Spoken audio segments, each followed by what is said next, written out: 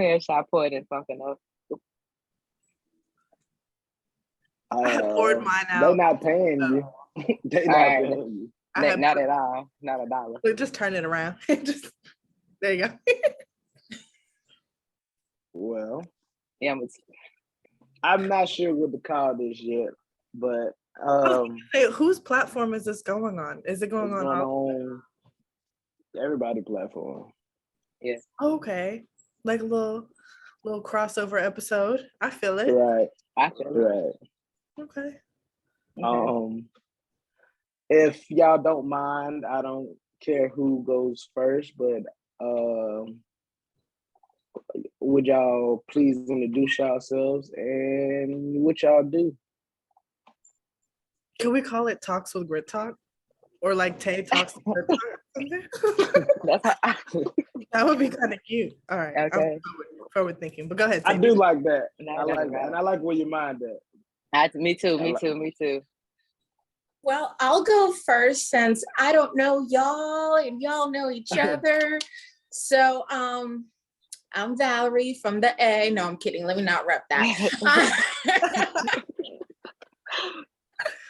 No, I'm currently in Atlanta, but originally from Jersey, and I am a manager at a skincare boutique. And I've been doing that for almost 16 years now. So it has its ups and downs, but I'm still around, so I like it. And look, nowhere near that you could be doing this for 16 years. Be doing anything for 16 years. Yeah. You know what? What I realized that sometimes if you're happy in a situation, why sway from that and possibly be miserable somewhere else? I mean, granted, there's nothing like owning your own, but for right now, this pays the bills and I'm content. So kudos to great skincare. Yeah, Clearly it's working. Okay. I'm sure you use the products. Well, you know, Okay. Black don't crack either, so. Okay, you're over there glowing. See, I just told her that when she got up in here. I was like, It's perspiration. It's really giving. Perspiration. I need you to put that link in the chat. Like, Right. Will do. Will do. I just got my skin under control like a 10-week bender. It feels like it was on, but you don't have to talk about. All right, I'll go next. I guess y'all already know who it is. It's your girl, First Lady of Grit Talk, Cass. Also one half of Whose Mans Is This, which will hopefully be making a return soon.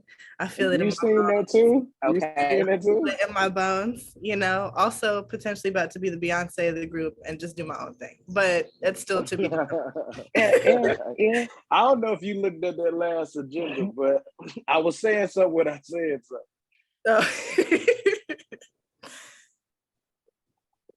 All right, well, I guess that means it's my turn. I'm Taylor. I currently work as a community health worker in Columbia.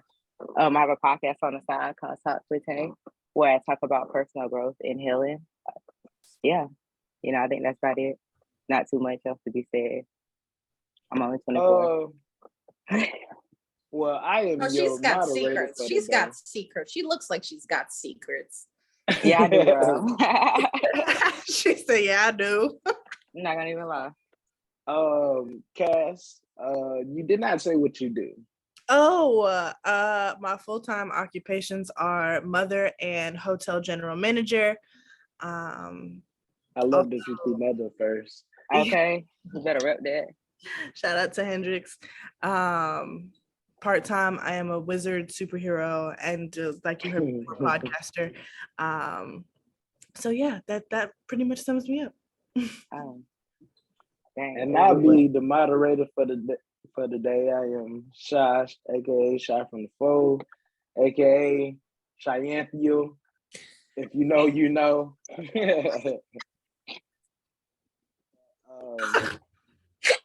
Thank you.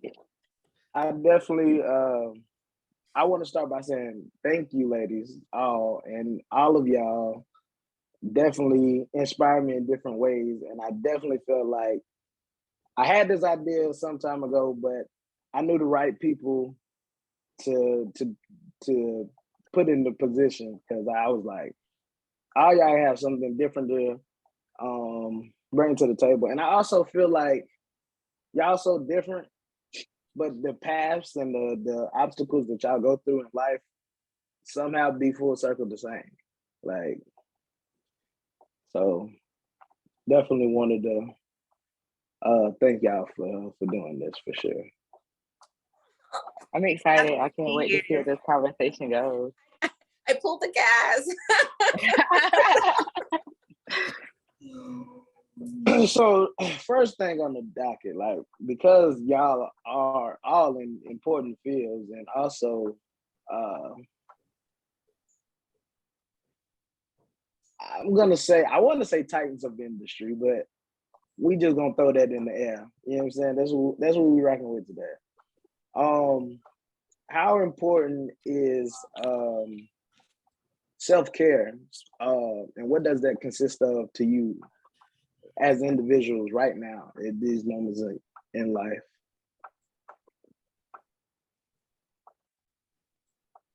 I guess I'll go first.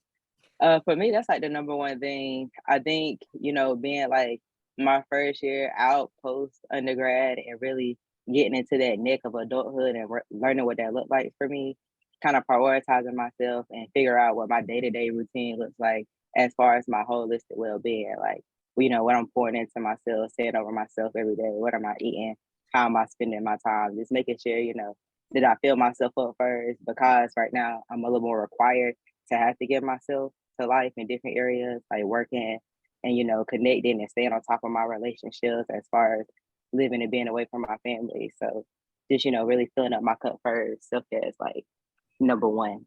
And it looks so different. I don't really have like one or two things that I do because I feel like I do a little bit of everything. Okay. So let me say this. So if you feeling your most stress, what do you do to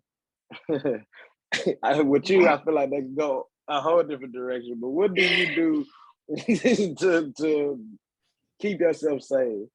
Try don't put nobody business out in this podcast. Yeah. I just said it could go anyway. Cut up. She has her own audience that she's bringing there, and if she's honest with her audience, so hey, I'm just saying.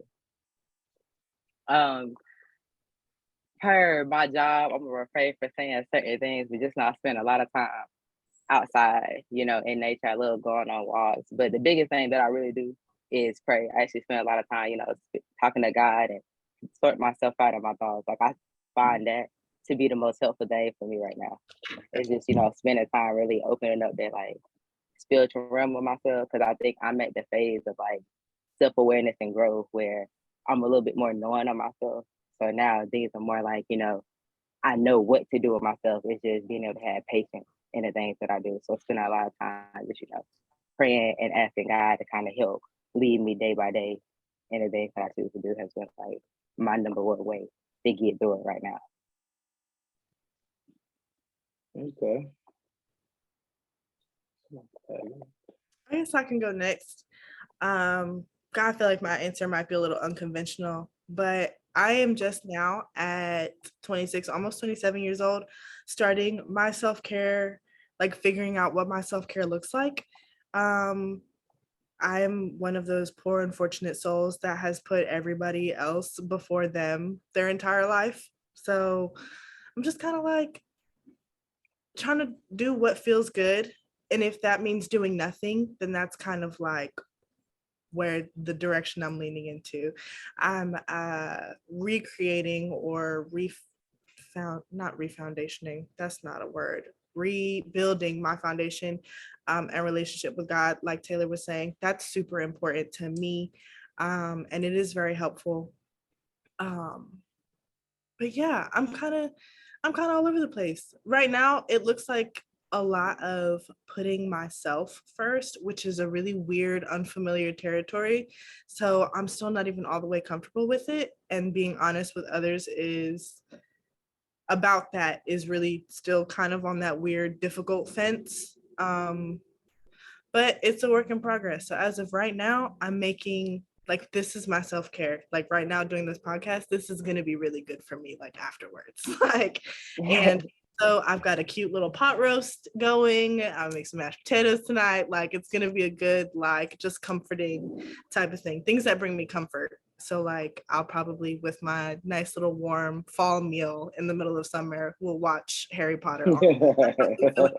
Like, so yeah, that's kind of where I'm at with it.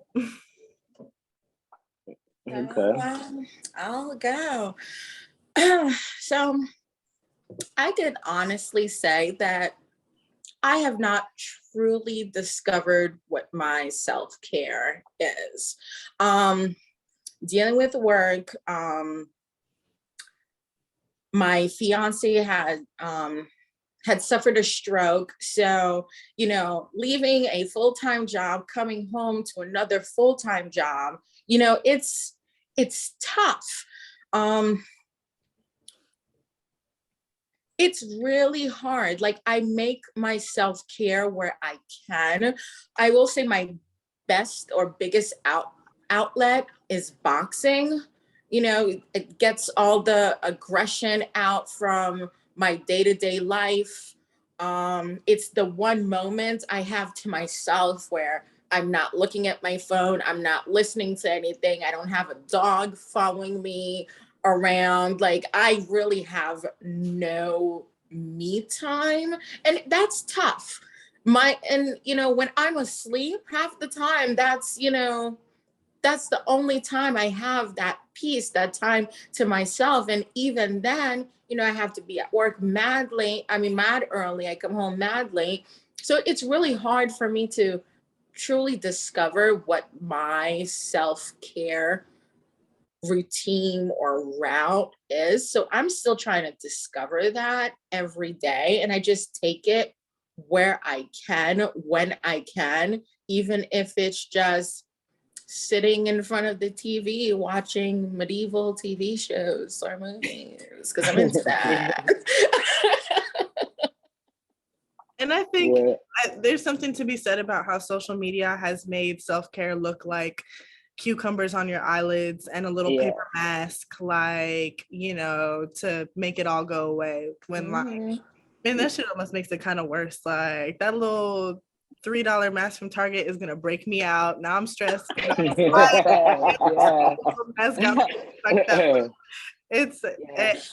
It's just not as simple as like one 10 to 15 minute task a day to, like, I guess, wipe out everything else, you know, in the other 24 hours that you got going on. So I feel what you.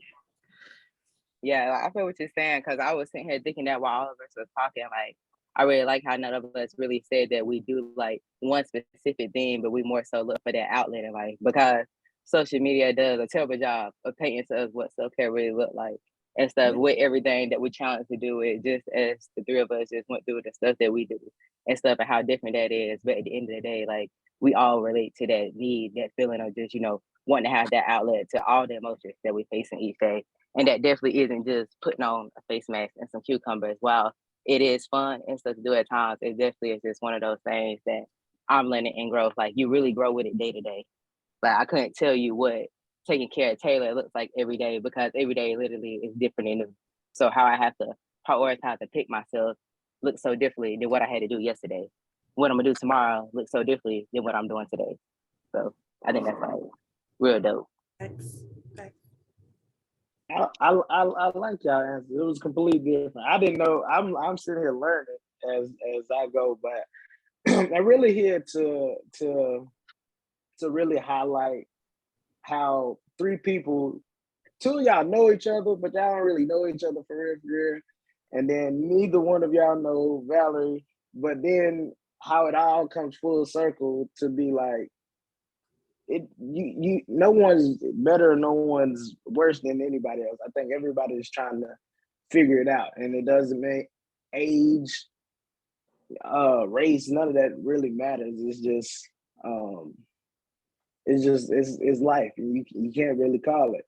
So I love that y'all answers were all different, and it was just like, it wasn't staged. It was like, I don't know. I not everything got answered. I love that. Yeah, no, for sure. Yeah, I have to say though, I think a lot of it has to do with the fact that, again, I don't know you guys, but I just feel that we're all like real women. Like it's not about what's happening on social media. I gotta compete with, X, Y, and Z. Life shouldn't be about that. And I feel like, with the generations that are especially like coming up, and even till like this day, it's like, put your phone down, like get your life together, like get your shit together, find out No, who for real. you are, not the picture that everyone's painting for you to be or to become. Dang, get off me, Valerie. Okay. I got some jewels. Okay, but honestly, I think that's like the challenging thing about intersectionality and just the different hats that we wear in life is, really being able to paint that narrative and what you look like for yourself, because we have so many shared identities with each other. The biggest one for us right now being women, well, and then Shy, he's not a woman, but for us three right now, it's just being women and all the complexes that, come with that and the different things, you have to face. And then we do add in stuff like race and whatnot, and then you get into sexuality and just how that is layered within itself. Like it's so much, and figuring out how to be you is not easy. Like I feel like that's really one of the hardest tasks and things you can do in life is be authentic with yourself, because the world is always trying to tell us what we should be, how we should think, how we should look, and then embrace yourself, in ways that are sometimes unconventional and whatnot. Like for me, my biggest thing with my podcast is, really embracing your authentic self. And that really comes from, I feel like, I grew up being a thicker, taller girl than most of my peers. So when it came to like loving myself and really finding my path and narrative in life, like I feel like I had to do it from, a very authentic way. Like, I didn't always, get the cheers and the kudos of being the prettiest kid or the smartest kid or even the most talented in the classroom and stuff. So really being able to like cultivate myself and find my own path, like it's been real interesting and stuff. But as I've just grown and, gotten more into myself, being able to like see that in other people, I think it's grown like a bigger compassion. Hence why I think we're able to have like conversations like this and be able to empathize and stuff with each other. Because at the end of the day, it's like a mirror kind of. And so you start realizing, seeing yourself in a little bit of everybody. So, so you mentioned path. I'm gonna start with you, Valor. Would you say that you walking in your path? Do you feel like this is the road that you were supposed to take? If there was a plan predestined for yourself, and if your answer is yes, how long did it take to get there? And how do you know if you're there? Okay, so there is not a yes or no answer to your question from me. Mm-hmm. I am a believer in the universe, and what the universe supplies, I either choose to listen or I choose not to. To be honest with you, I actually, when I was younger, I never thought I'd pass the age of 22. I thought a freak accident would happen, take me out of, this world. I think I've been reincarnated, to be honest with you, because there's just shit that I know that I should not know at my age. By the way, it's 36. I'm an old woman. I'm getting the grace. But from me, like thinking that I've lived a path where I take things day by day. I mean, yes, I have plans of, what I'm going to do next week, X, Y, and Z, but my path, I will say I've allowed it to fall on my lap, which is not something, I'm proud of, but that's what's gotten me through life. And I feel that in times where I've tried to steer away from whatever direction I was going blindly, things just didn't work out. And I've just let it be. And what happens, happens. When it happens, of course, I'm going to work to make sure that it's being done or met to the best of my capability. But I don't I don't think I have a direction or a path that I'm going. I'm usually at the crossroads, and I would flip a coin to tell me whether I'm going left or right. I don't sweat it. I just let it happen, and wherever I go is where I go. Okay. Same question to you, Cass. Let me know if I need to repeat it. Man, I don't know. I have no idea. So like I said, I don't know if I said it before or after the series started recording, but I've been in a blender for the last 6 months that has made me question like everything. Like, what the hell is going on? Like, what is really happening right now? So as far as being on the path to which my belief system has, set out for me, I just don't damn know. I just don't damn know. But what I will say, to Taylor's point, growing up, I was super like average. I was an average student. I was the taller girl in the class. I was always the bigger girl in the class. I really didn't start filling my body out until college, but that's a whole other story. So,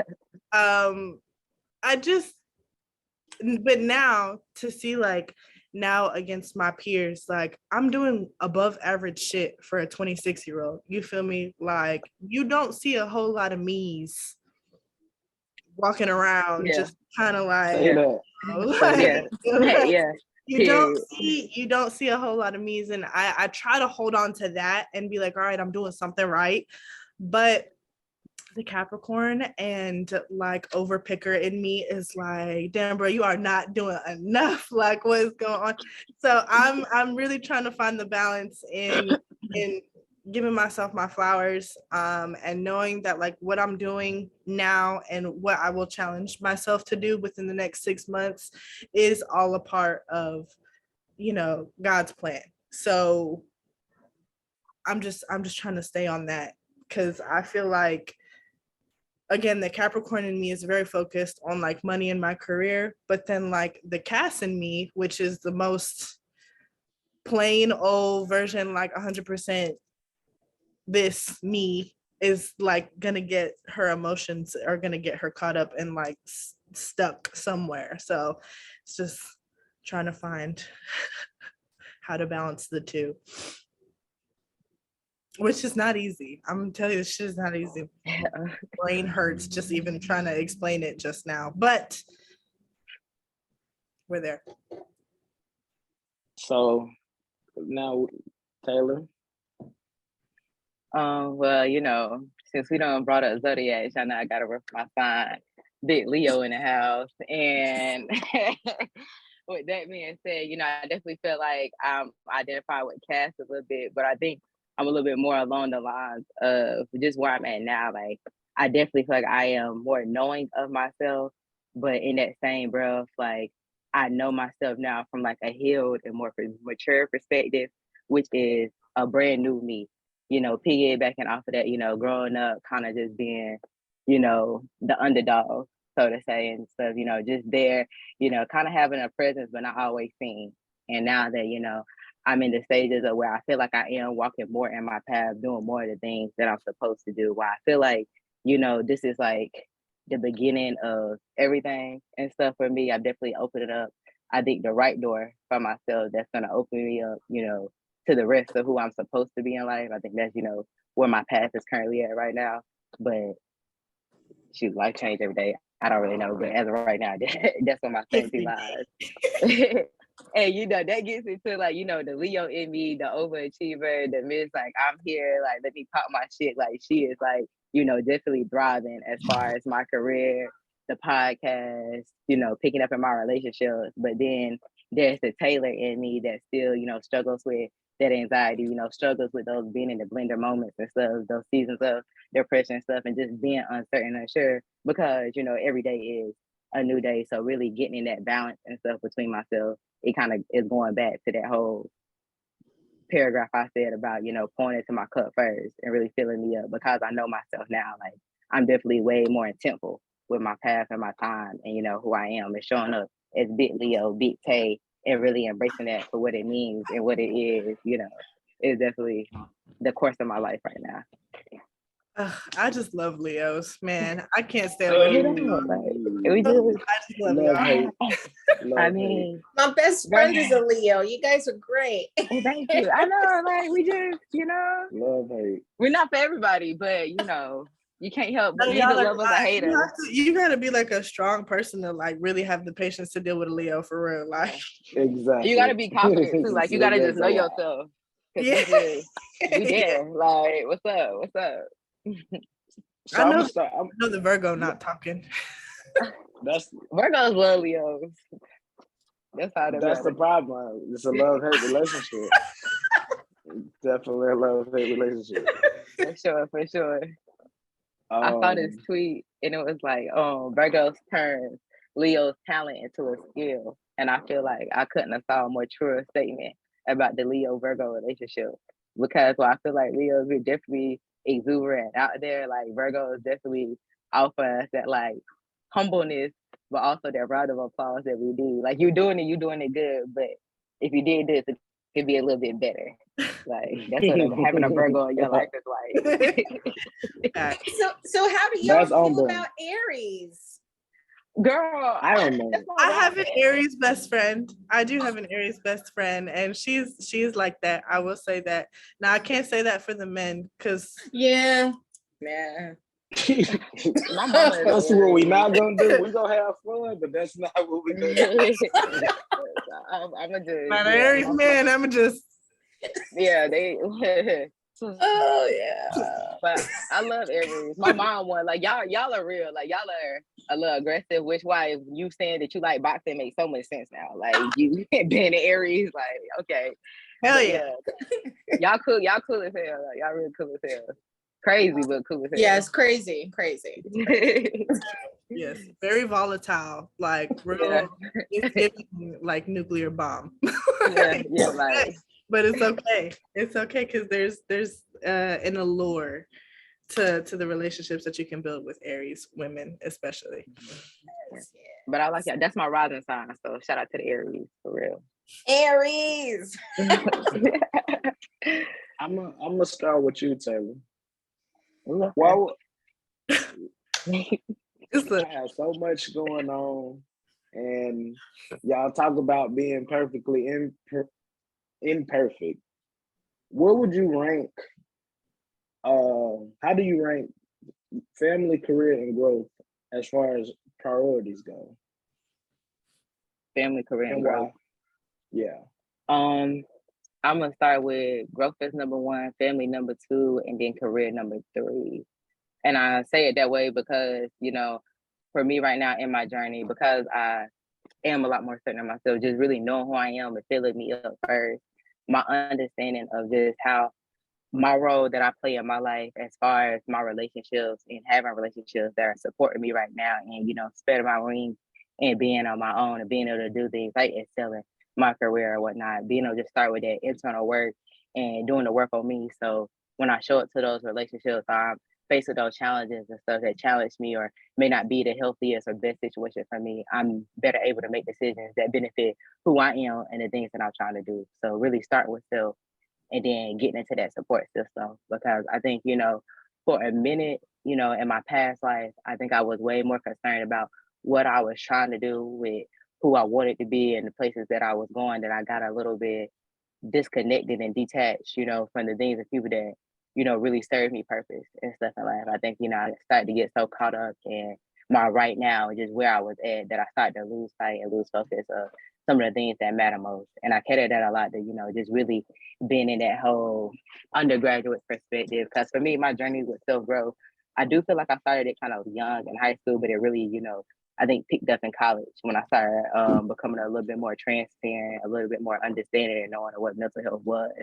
And just, finding the beauty and impact of having a sound support system and, really being able to appreciate the people that are able to stick with me through my highs and my lows. Because while, I do pride myself on being a good and a great person, I also have my flaws as a person. I'm not the easiest to deal with. Like I am a Leo. And so just being able to appreciate those that are there for me and stuff and help enable me on the hard days when I can't be pick myself or, choose myself, or I'm having a hard day, being a little bit more assertive and knowing that I'm that bitch, having those people that remind me and stuff, and, do it in ways that are loving, but also like, yeah, you are slipping on your pepper right now. Like, get it together, but you got this, this. And, that fuels me to then be able to show up in my career and stuff, show up with my podcast, do things like that. So definitely still family and then career for me. Cass. Because my growth journey has started so late, I am now prioritizing as number one.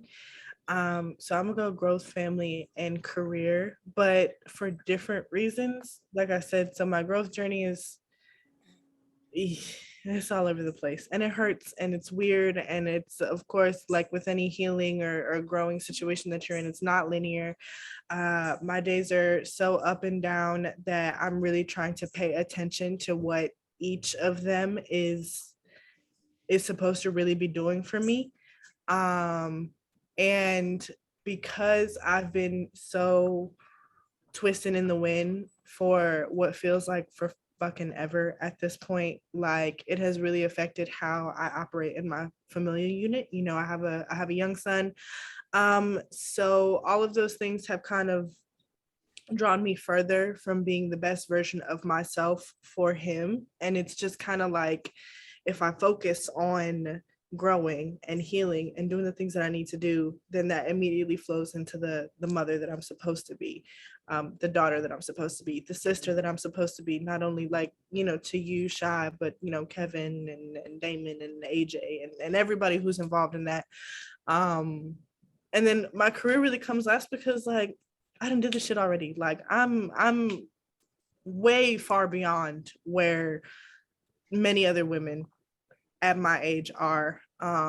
So I'm chilling right now. Like I'm comfortable, like Valerie said earlier, it pays the bills. I'm super content. I have a team that supports me. I manage a team that does their jobs very well. That's like the easiest part of what I've got going on right now. So really it's just focusing on my own transformation is what the biggest thing is right now. And hopefully that number one thing can flow into the 2 and the 3 and the 4 and the 5 and the 6, whatever those things are, to just be the best outcome. That way I can really feel like I'm on somebody's path, on really following God's plan. Okay. That was beautiful. Right. So I think what we all have in common is growth being number one, for sure. You can't be your authentic self without it, because you get lost. You get lost in life. You don't figure out the direction that you're going, and growth is supposed to be number one for everyone. Now, when it comes to the other two, so career would be number 2, family number 3. My reasoning, well, career will get you ahead. It gets you where you need to be in life, puts you in a position to grow even more and to try your hardest to be successful. My reasoning behind family being last is I never had a good supportive system from my family. Even with, my mother, like I love her to death, but our relationship is still strained where I go months without speaking to her or her checking up on me. But the love is there, but there's not that support there. My friends are more my family than anything else. So that's my reasoning and behind my order of things. I would want my family to be next, but until I build my own family, right now it's in the back burner. No, I felt that. I've come to that realization recently too, that like, I guess whatever family I thought I had growing up, the dynamic that I tried to like force to the forefront of my brain was really not that. And it's kind of like, I guess the illusion is fading as I get older, because you start to realize like, all right, this is really not how I need you to be, or how you've ever been. So like it gets to a point where you're like, damn, like that's where you really start to think like, maybe family blood isn't thicker than water, you know, like maybe. I say that all the time, that I have 6 brothers, because I have a handful of men that I really did most of my growing with in college, like, and I will keep them with me for the rest of the days that I have here on this earth, because I don't have that same familial bond with my actual cousins or uncles or people that are actually related to me. So I felt that. Yeah. And I feel like, for me, it's similar, but it's a little bit more on the opposite end of, with my family in particular. I'm more at a accepting and receiving end when it comes to having relationships with them and growing and nourishing them. And that's because I come from the background of having a family where, we grew up on love. While we might not have always had it, financially, I grew up in a 6-person household. I had 4 brothers, 1 sister, and my parents. But in our house, we have a blended family. So it was mainly one of my older brothers, myself, and my 2 younger siblings. And so growing up, like, really knowing what it's like to kind of have love at the end of the day, for me, I think I went through that phase where y'all were at early on in my college career. And that's because I think, I went through a big separation kind of anxiety when I went off to college, because I was so accustomed and so used to growing up with my family. Like, that's all that I knew prior to college. So being pushed out there kind of in the wilderness by myself and having to adapt to new relationships, find ways to have a support system in different ways, that's when I kind of became conscious and aware, like, oh, like, my family is not as perfect as what I thought they were and stuff. Like, I started to recognize my mom isn't just my mom, but she's also a wife. She's also a daughter. She's also a woman, a Black woman at that and stuff. And as I started to like grow and figure those things out, like, and heal and work on myself, that's when I kind of started to realize, like, the role that I played in my own hurt and trauma and stuff. It kind of went from that, like, what they've done, how everybody else has hurt me, and like, how Taylor has played a role in that, where were the areas in my life where, I could have fought myself for not knowing, things that came from my parents' flaws, just from growing and being human and stuff. And then things that came from me just being hard-headed and wanting to do my own thing. And now, just being at this accepting and receiving of accepting, like, they're not ever going to be the picture perfect people that I want them to be and stuff. Like, I'm not ever going to be the picture perfect daughter and stuff that they want to be, the picture perfect sister and stuff, and just accepting everything, as is, and being open to how they're trying and learning to love me, being open to how, my siblings and people want to show up for me and stuff, has been kind of where I'm at. I definitely get what you guys are saying and feel that. That was deep.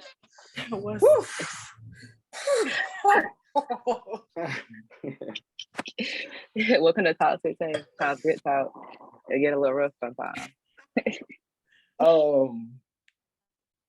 Grit Talks with Tay. Grit Talks with Tay. Come on now. That's a good one. Let me write these down.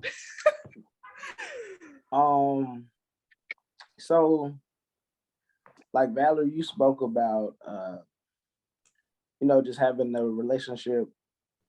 You spoke about your relationship with your mom, and while you said there is love there, it's also something that hinders that relationship. And just off, I'm gonna say what is put in front of us. I know this is not a 100% accurate statement, but I will say there is something to it. But if you talk to a woman long enough, like, while there is a lot of men not loving women properly, but a consensus would say it's more women against women. Would y'all agree with that statement? And why do you think it is? Yeah, because bitches is weird. Listen, I don't know if y'all really want me to listen. It's jealousy.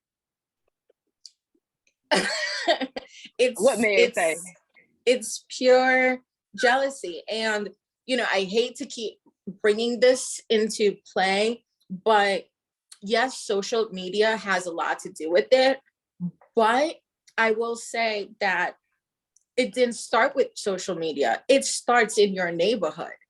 It starts with even family members. It could take one person that made it out, that had children, for all those cousins to, I mean, I know this is a broad, I know we're talking about women in general, but that plays a lot into it as well. It starts with jealousy. What you don't have, I want, but you don't know what it took for me to get that.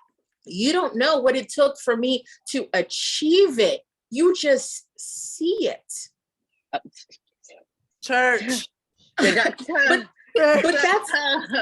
that's where the jealousy, the hate comes from, because you genuinely don't know. Like, for instance, I stopped posting certain things on my IG because I had cousins that would see certain things and they just look at me in a different light. So it's okay for you to invite me to places, for me to come to your events, bring something. But the minute I invite you or want to do something that strikes my interest, you're busy.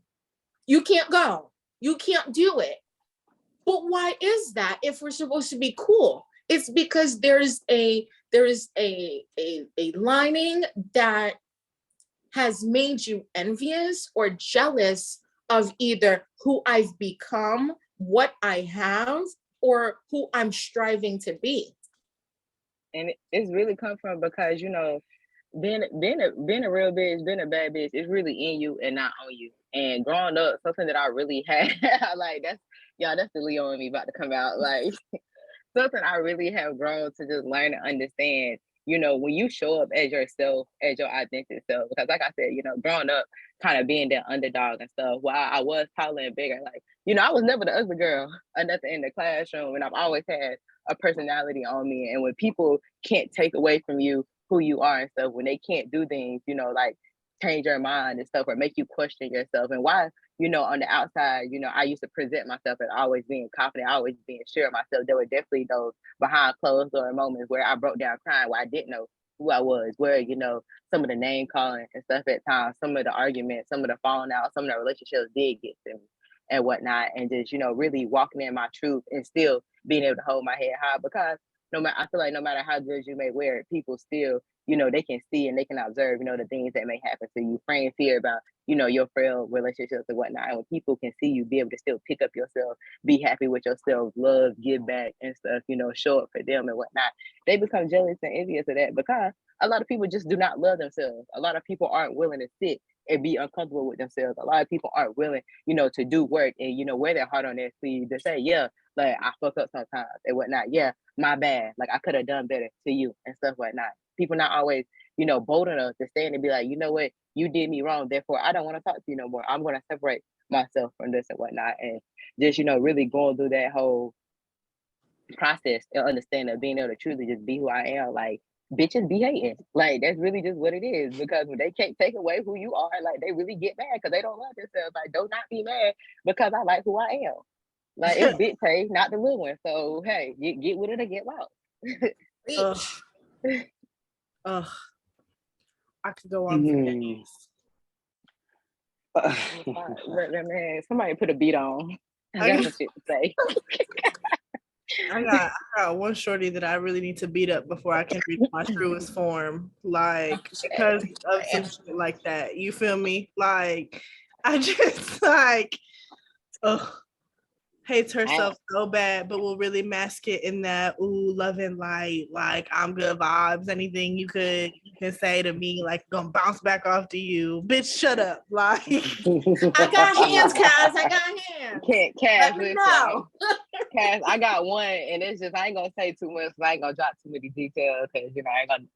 But yeah, I just got one where it's just like, had I whipped with my first instinct, the first red flag that she showed me, I should have. That's the one of them times where I should have whipped your ass the first time and left it at that. But, you know, it's all right. You know, my thing with, I was right there. I was at her door the first time, and God intercepted. But unfortunately, like, he not gonna be able to handle it the next time I run into shorty. I'm so sorry. Like, we're just gonna have to talk about it later, cause. Okay, hold on. I gotta cut y'all off real quick, because this is what I want to know. also, I want you guys to be heard, but I also want, like, on the other end of that, like, obviously I'm around men and women every day, but I'm around more men, unfortunately, than women. So there's questions and there's, you know what I mean, like, discussions that we have amongst ourselves that we don't really know the answer to. So I figured the first half of this was really deep. And so I kind of wanted to get into just lighthearted some, fun. They're like some lighthearted fun stuff. yeah, Yeah. you already know. So which I was just speaking of, where y'all was talking about just like having haters and things of that sort. And this question could go either way, men or women. But does women intuition help or hurt? Oh, helps. Ooh, help. It help. It Oh. help. Listen, it hurts to help. It hurts to help. Yeah, it's so fully hurting. It's so fully hurting. Because it's like you be knowing, but you know, as an overthinker and somebody that's really working through that, like, I be knowing what the fuck is up and what's going on, but for some reason it's just like, I don't know. I always had this thing of I would be wanting to give people like the benefit of the doubt and shit, and so it's just like I You know. need to stop that. Listen, No. It's like No. I be knowing, and then it's just like, you know, I be like, nah, like it's like that, but not really. Or then sometimes I get the big head with myself. It's like, okay, it might be like that, but they're not doing it to me. They can't possibly be what it is. But you know, as I keep growing with myself and learning myself, I'm definitely more of that thing where, like, if myself feel it and I know what they're thinking the first time, like, that's what we're going with and that's what we're gonna roll with. Like, I'm definitely getting out of that, like, second guessing myself and trying to give people the benefit of the doubt, because I'm just, you know, I'm tired. Like, it makes you feel like you're crazy. Don't. No, they crazy. You're not crazy. They're crazy. Because how you gonna play with one of God's angels like that? Fuck is wrong with okay. Oh my God. Okay. Anyway. I love to see it. I love that. Flashbacks. But I think that I have spent so much time. You know what's crazy about my intuition? It's always been there, but I think that I have spent I experienced trauma very young and then like for a very long stretch of time. So I think that, like, instead of hearing my intuition for what it was, I think that I just overthought it the whole time. Like, yes, I do have this thing where I like to see the good in people all the time, and I like to let the good outweigh the bad, but usually the bad is like the fucking worst that it could ever get. And for whatever reason, God keeps sending me these people to show me their ass, but whatever. Okay. So I think that, like, when it comes to situations, I really pick it apart. Like, okay, like, do I really feel like this? Or is this like a trauma response? Like, am I just linking this to some past situation that's really like fucked me up and just trying to like link one and the other? Do I need to separate it? Or are you really not like that? And I really got to get rid of you, type of thing. So it now, like I said earlier, like in my 26 years, I'm starting to listen to myself, and like Tay said, like that first instinct, like, that's what we're gonna go with, and whether or not you like it, you're gonna have to hear me the first time. Like, you're gonna hear me loud and clear, because I can't afford any muted conversations about how you made me feel, because that is the most important thing about me, is how I feel. Like, see, I have trust issues, so I go into everything with the negative first. You've got to prove to me that I'm wrong about you. So I don't try to see the positives first and think, oh, maybe I'm bugging, maybe I read into it wrong. No, I always read into it wrong, but it's up to you, if you truly care, to prove to me that you're not a fuck up. Because in my mind, you're always fucking up. Yeah, no, definitely. That's a good way to move, though. Yeah. And it's like, damn, you really got to work for it. I'm the opposite. Unfortunately, it's like, you know, innocent until proven guilty. Like, so you got all of me up until you can't no more. And whatever reason, we keep ending up here. Like, See, but Cass, Yeah, I no. used to be like that. And that's when something just, okay, oh, you want the evilness? I'm going to give it to you. Then you Yeah. could tone it down, break down the walls, you'll get the sweetheart. But after getting hurt so many times, I just became a beast. Break that wall, chip at it, keep I think chipping. I'm like right there in the middle of it. Like I'm like right there in between both of you guys. Because thinking back off of what you were saying, Cass, is being someone that has had a traumatic past, like really growing up and always second guessing my feelings and stuff. Being unsure of them, not being always knowing how to express them or whatnot.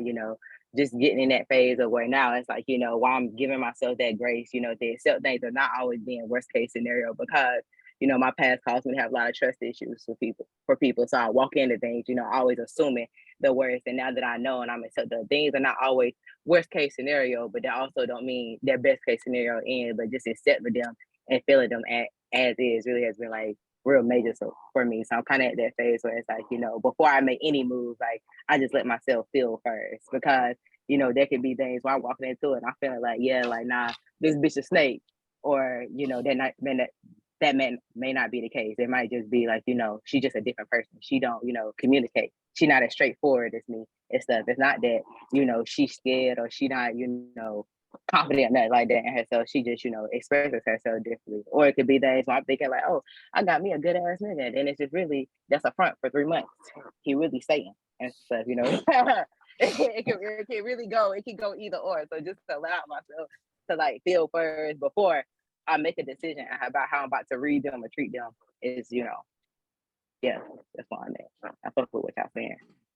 So with that being said, right, and I think on the outside, I think I can gauge everyone's answer how to this question. But so do the right person, wrong time concept exist, or is that a myth? It exists. I believe it exists. I believe at one point in time I thought it didn't exist because I was just like, shit, if they want to, they will. Like, it ain't no thing to it. But as I've grown within myself and I learned, like, I don't always get shit right and stuff. Like, I very much so have been, guilty of good intentions, wrong delivery type thing and stuff. Like, in my head, I perceive things as like, I'm just trying to, be honest with them, tell them how it is. Like, I neglected the fact at times, like, I might have been hurtful, tearing them down and stuff. As I've grown in relationships, I learned like you definitely can't meet somebody, in those stages and phases of yourself where it generally be things where y'all not, it ain't too much that they a fucked up person or that you even a fucked up person. It's just, where y'all at in that time, in that phase of y'all lives. It's just a disconnect. And just, maybe once y'all mature and grow a little bit more, it could work out and stuff in the past, just, that thing of being able to, if it's for you, accepting, the shit that's for you is gonna work, it's gonna go. And the shit that's not, it ain't gonna go because ain't nobody another person. So just being willing to like work with somebody sometimes involves being able to let them go for that season, which means right person wrong time might actually really be a thing.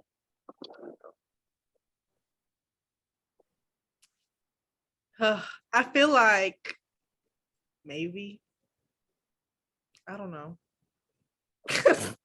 I'm in a situation right now where I'm trying to figure that out.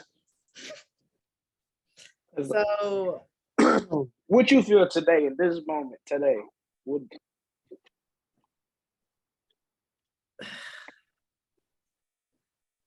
yeah, I don't know. Come back to me. Because me today, I'm not even gonna hold you. Me today is acting real fucking foolish, and I'm not gonna go into who, what, when, where, and whys. But like, I'm really acting an ass right now with a couple of different areas of my life. But as far as right person, wrong time goes, I really do think that I can agree with Taylor about the timing of things. When you're not 100% grown into like really understanding I'm trying to figure out how to word this. I am, like I said, the benefit of the doubt thing is strong within me, right? But it's not really like a I'm gonna see past all of the negative shit in you. It's the I'm seeing that we are both human beings, and like she said, I don't get it right all the time. I get it right most of the time though. I'm not even gonna hold you. But like I don't get it right all of the time. And so understanding that with men especially, there is like a huge lag between like me understanding that I don't get it right all the time and a man understanding that he didn't get it right this one time and he's gonna keep fucking it up until he can't fuck it up no more. Like type of thing. To just like shit love. Like I feel like when a man fucks it up, like he gonna burn it to the fucking ground before he tried to like catch himself at a point where he could really rebuild it. You feel me? So like they got that superhero complex. Like it's something about men about just like that, like let me show you like I really can be that nigga mentality. Like I don't know. Like they just and then but like simultaneously not showing me anything. Like it just boiled down to choice. Like I'm a better boyfriend than you, and how the fuck did that work? Like it's bad. Sometimes it'd be like a bad bitch competition, and I'm not about to do that with no okay. You sassy motherfucker, like I'm girl. Like, all right now, absolutely no, like, this ain't that. Tighten up, sis. At all. No, for real. So yeah, to say, I guess I can't answer that. I can't answer that because I don't know. I think you answered that. Yeah, I think you did. Yeah, I think yeah. Yeah, I mean, maybe. I don't know. You'll catch it in the replay. Okay. You know, I just be talking. Same. Valerie, what's your thoughts? Right person, wrong time. I'm very strategic. Quiet, so I'm really like interested. I know. I've always been very. It's hard for me to answer that because I actually don't know. I've always been very strategic with who I choose to date at that moment in time of my life. I think that I've always been the right person for others, but maybe their maturity level was not the right timing. Turn her up, DJ. Turn her up. Flip it. Where's it at? Where's the button? Oh my God. No, but for real though, I really, that question, it's hard for me to answer because even with my relationship currently, I mean, God knows I love this man, but is he the right person at this right time? Or did his time pass and I've grown and matured and become another person within those 6 years? And now maybe he's not the right person at this current moment in my life.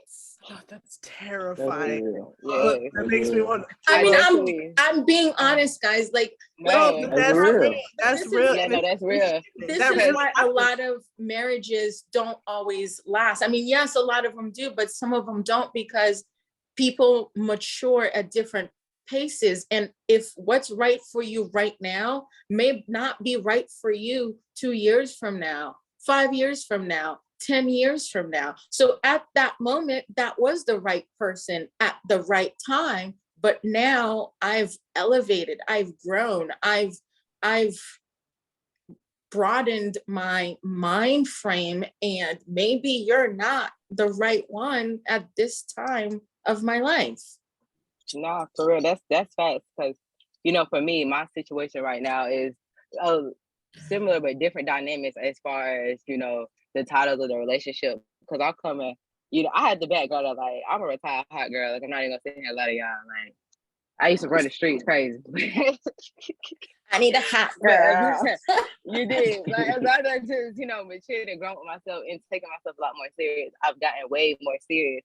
with my relationships over like the past, I think 2 years of my life, where, you know, dating has become a lot more like, you know, look at, you know, what it really means to have somebody, you know, that does something for me, and not just like, you know, here and there, a little date here and there, you know, you have to smoke here and there, whatever or whatnot, but somebody that actually, you know, fills me up, does things like, you know, I can turn and talk to you after a long day at work and stuff. I can find motivation in you to become a better woman, a better person and stuff. Like, you can offer me things, you know, that help put me on game. I can help, you know, put you on game and stuff, just looking for those mutually reciprocal relationships. And my most recent situation, I think it was more like it was a little yell or whatever, one of those type of little things where, you know, give me more so. I feel like it was due to where he was at and stuff, and like just not, and being honest and transparent about just, you know, not being in that stage and being ready, you know, to take things on and, you know, be in a more serious relationship. And that's why I think, you know, as a woman, once you start, you know, grow out the, you know, the little situationships and stuff, you become a little more intentful and knowing on yourself. Like, you have to be ready to make those choices, because when the relationship started off, like, I ain't gonna lie, like, I was fucked up. Like, I was sleeping on my cousin's couch and stuff at the time. I had just, you know, came out of undergrad. Like, I was in between jobs, working part-time, like, you know. And so when I met him, like, I was real honest. I was just like, look, I'm not gonna lie, I'm trying to get my shit together and stuff right now. Like, I'm not trying to, you know, have nothing serious. Like, you know, this what it is. This ain't, you know, what I'm trying to be on. Okay, cool, boom. And as time, you know, passed and went on, we actually generally did become friends and stuff. Like, you know, I ain't gonna pay him out as a whole entire criminal, because, you know, I gotta get credit when it's due. He definitely helped inspire me, you know, that I that I get serious with my podcast and start to use my voice and stuff, you know, to tell my story and do things like that. But it just started to hit a point to where, you know, I believe my growth and elevation as a person, and me just maturing and working on myself and getting more serious with me, like, you know, I started to, you know, outgrow him, so to say. Like, I believe in the beginning, like, we were mutually growing, like, you know, side by side, hits why it was working. But then, you know, of course, I hit that phase where it was just like, you know, I moved, you know, out on my own and stuff. I got into my career and, you know, I started growing a little bit more financially secure, you know, getting a little bit more financially literate and stuff. And, you know, got a lot more serious with myself and stuff. And, you know, really to take on my life and stuff for the person I was becoming.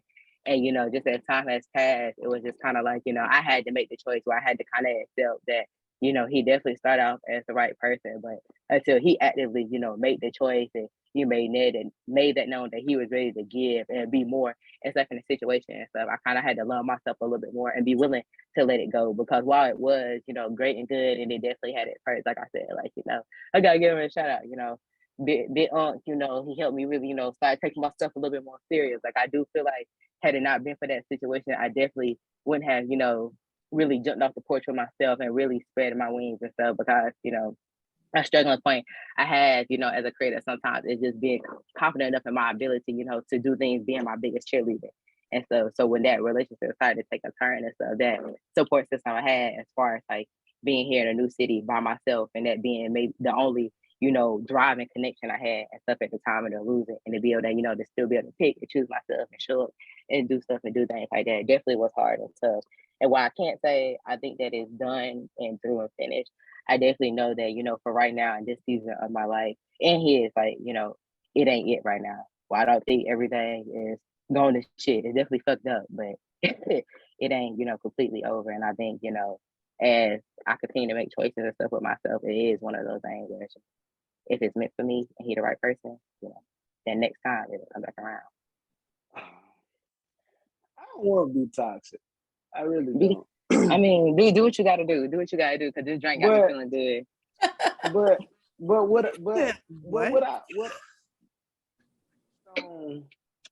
My personal thoughts on what was said, and also what I know about each of you individually.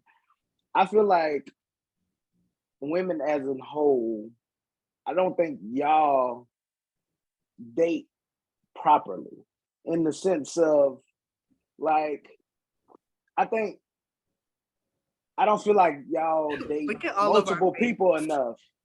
Like, because I feel like y'all not search, but y'all will find a project, and then that's when you get the person that you have to, you see where it goes, and you quickly outgrow that person, or sometimes don't come to terms fast enough to okay, this person, this is where they are for me and where I see them in my life, but this is where I'm headed. Where I feel as why it's not always the proper thing. I think men place where they value a woman fairly fast. And in the process, there's casualties into that. And now you're not in something for 6 months or a year and still trying to figure out what we doing or what can we really see where we go with one another. Like, because I do believe when a man knows, he knows. So I just feel like on the other end of that, I might need to date more people at one time. Well, I am the eldest of Come on, preacher. this group. I have dated, but I am also, oh gosh, I'm going to say something. Can your son hear me? Okay, good. Okay, so I am Captain Save a Nigga. So I ain't gonna hold you sometimes, like, bitch, like in a nice little jumpsuit, cape on. so My soul is about to leave my body. I ain't gonna hold you know, I see the potential, right? You know, I see it, it's there, we're vibing, I can grow, you can grow. But if my growth is not meeting your growth, that's when things start to get a little stagnant. Now, mind you, I've dated all walks of life, all colors of the rainbow. But I find that sometimes it's about path. And, you know, I've watched my mother be submissive to a man my entire life. So I have gone a whole different path from that. So I tend to date more submissive men that will take my shit, shut the fuck up, and let me sit be. your ass down. You know, don't say a I'll goddamn let you, thing. you know, wear the jacket every now and then just to make you feel good. But I run this shit. So now to date a man in a different caliber, I'd have to tone myself down a little bit because they can't be two of us in one setting. That hence why I cannot date Aries men. I love Aries men, but I have to tone myself down as the woman in that relationship.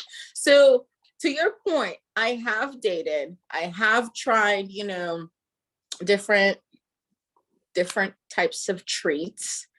But you just spoke, while you saying all that, you just said you know what you go after though. You know what I'm saying? Yes, I do. But is that what I mean and deserve? No. Sometimes I need a man to just be like, bitch, sit your ass down, you know, take control. But they have to also allow me to, you know, be, you know, a strong head at the same time. But I just tend to go more towards the ones that will take my shit because it just makes my life a little easier. Yeah, definitely. I feel that because I feel like I'm like at the beginning stages of recognizing, like, you know, the man that I want and desire is gonna require for me to tone it down just a tad.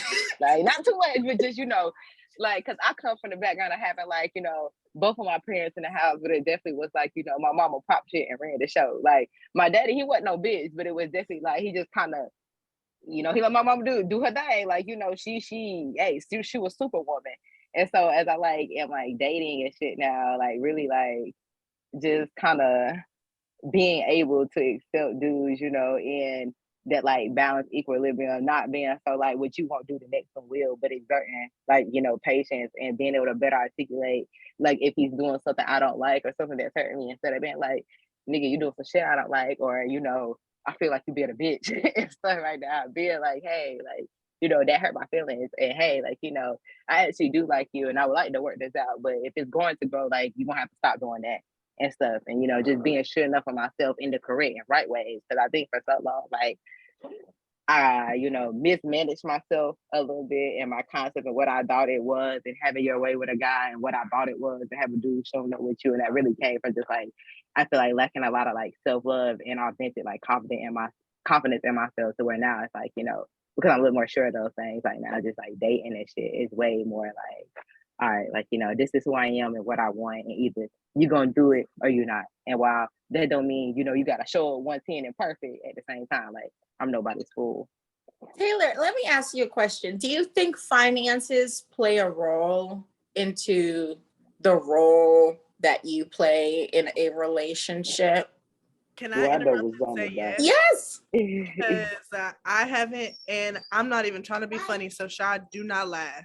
I have yet to be with a man who is doing better than me. Yeah, period. So unfortunately, like where I find myself and have found myself in the majority of my like serious relationships is like really loving people for who they are, where they are, while being submissive, but still playing like a more dominant role, because like there's only so much that there's only so much that like my partner could have done. So I think it plays a huge role. And I think that like it takes a whole. Hey, boo. Do you want to come say hi? You want the lights? All right. Come back to me. Hold on. I got to put the lights on. No, I was going to say that, I have dated men that have done better than me, but here comes the which role am I going to play situation. And from, me, I think it's hard for me to say, okay, now I've got to tone down how I am, because you are, bringing home more than I am, because that's not who I am. And that's the problem that I have, or that's where I struggle, because yes, of course, I would want someone that's, more financially stable than I am, but it's hard to find that person that's going to bring home more, but yet still accept you for who you are and all the aggression you may have inside of you, and be okay to deal with it without thinking, well, I could get the next chick that's gonna shut her mouth and I don't have to deal with the bullshit. For sure. Definitely. No, So I was gonna say I'm definitely. I don't want to cut you off, so I'm gonna let you go.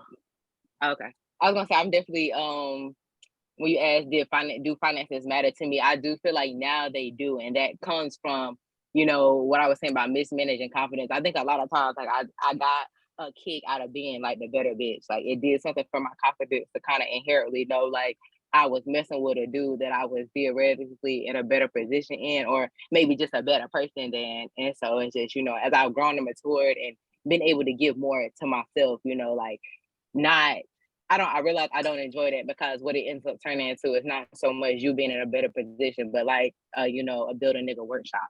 Like you start realizing like, you're giving way more than what you're really, getting back and stuff. And now where I'm, kind of being a little bit more sure and more confident in me, like having somebody that is not doing, if not as well as me, but better, like that is becoming more like at the top of my list. I feel like stability is moving right up onto number 2 as to who they are, because I've learned that, what comes with, a man with money. I had put it to shot like this, like when you really want to know who a dude is, like you meet him with some money. If you want to meet, the nigga that he not, meet him while he broke.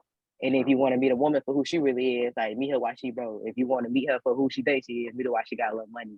And so it's like, as I'm definitely finding balance within myself at this moment, like, meeting a guy that, I feel like has emotional intelligence is like key, and he'll be able to accept me and also, step up to the bat and be that, financial provider, and so be able to like pop his shit, but not also get intimidated or insecure for the woman and, secure, outspoken lady that I am and, growing to be.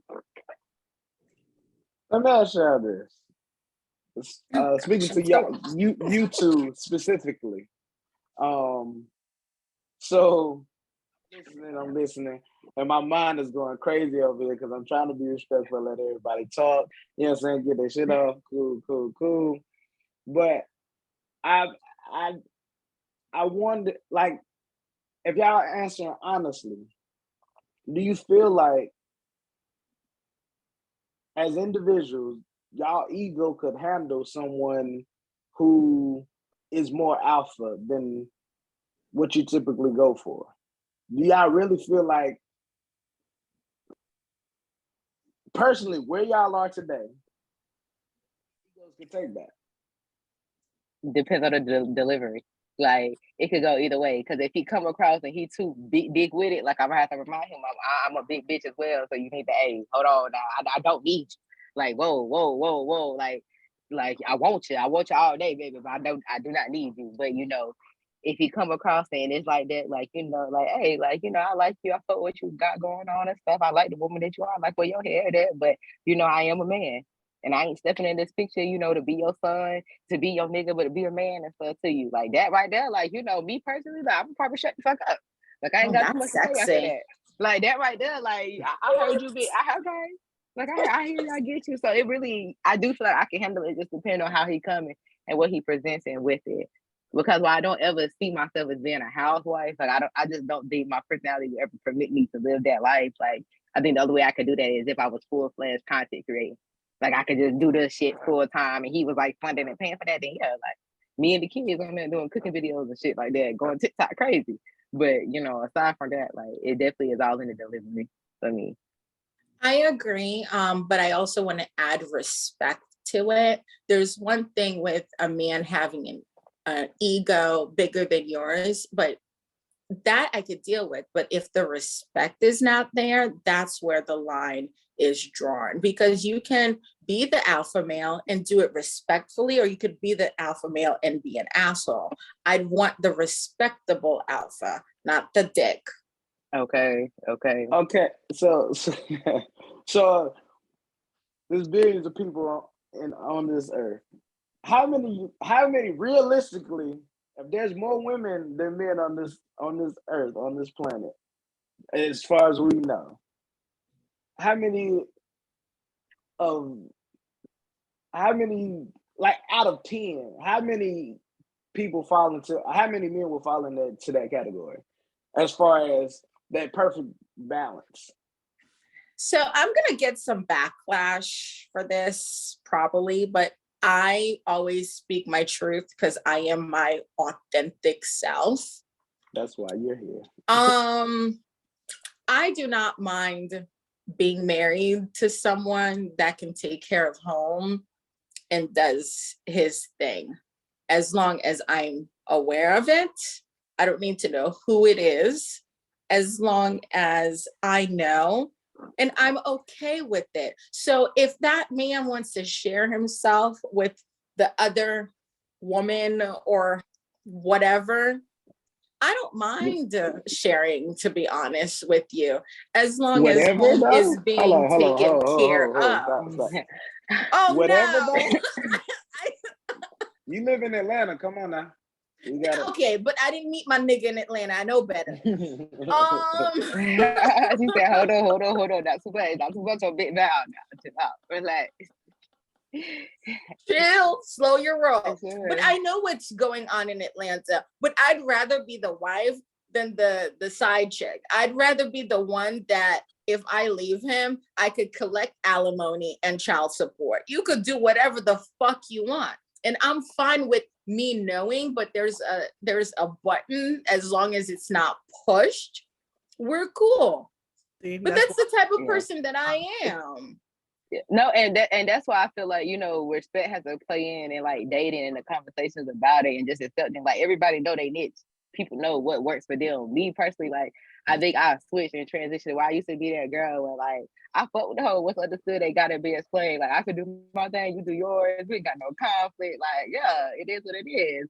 But as I've just gone to maturity and stuff, definitely, and per my most recent situation, like I think that's like, where this whole like being intentional and stuff with myself and wanting somebody where it's like, I'm cool. If you want to make the choice and you want to do extracurriculars and have other people on the side, like you know, when it gets into the dynamics and, you know, the semantics of dating and stuff, and whether we are being exclusive or non-exclusive and stuff with one another, I feel like, you know, for me, it's more so like if we make that choice to be in a committed situation, like, you know, all those third parties and different people, like I'm on the side, like they can go. And if you wanted to be like that, like I'm 100% cool with letting a nigga have that, because I know there are other women who are just as wonderful and great and will be, you know, open and willing to ride with that and fuck with it. Me personally, just, you know, I think what I need and what I will also require emotionally and stuff, how I would need my man to show up for me because I do so much.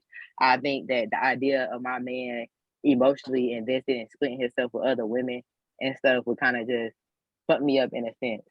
You know, I don't know if I got all the words to really put it together right now, but I just think I'm at that point where I know, like, I like to know at the end of the day, like, you know, I'm that man, I'm that girl, I'm that one, that person you want to come back to and pour into. As much as I want to come back and pour in stuff into you, I want to, you know, that share and have that secondary emotional bond, because I know for me, like, you know, the gatekeeping the emotions is major and big for me right now, and feeling like, you know, it's real, feeling like it's worth having. Definitely having somebody where it's just us is where I'm at. While I don't knock it, and I don't think it's nothing wrong if you want to date and talk to people and stuff. I think when commitment get involved, for me, it gotta be a little bit more. That's us.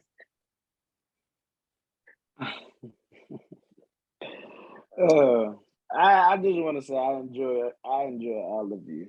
Oh gosh, now you're gonna look at me in a different light. No, So not at all. innocent No, looking. not at all. I don't know No, how I feel about Shy Not at all. enjoying us. That's like maybe not my favorite thing in the world, because like knowing who Shy was, and I will give you the credit for was, like, I don't know about that. That You makes know what me they feel say? like I'm going backwards. No, they say for men say we need more like you, to say some stupid shit. You said what? Wait, hold on. What you say? They said if a man say that we need more like you done said some stupid shit. Like,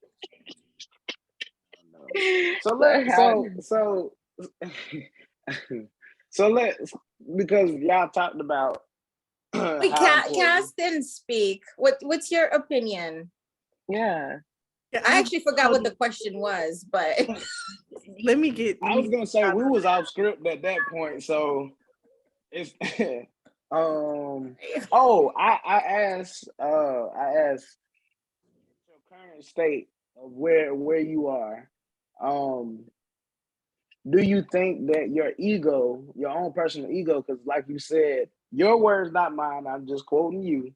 You said you haven't dealt with a man that is at your level currently. So could your ego handle an alpha man stepping into that role, and then you essentially become a type of beta in a sense?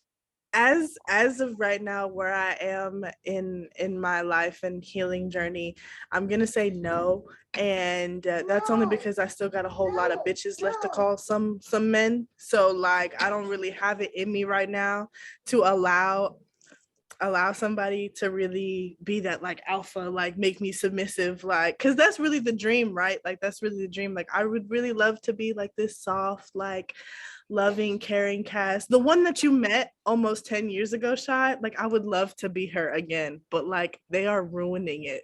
Like my mind, heart, and body feel like Swiss cheese right now, and it's all because of your counterparts. Like, so right now, no, I'm gonna say no.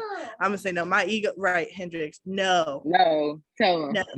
Tell him, big hand. Tell him, nah. I just don't have it in me. Yes, Bubba's.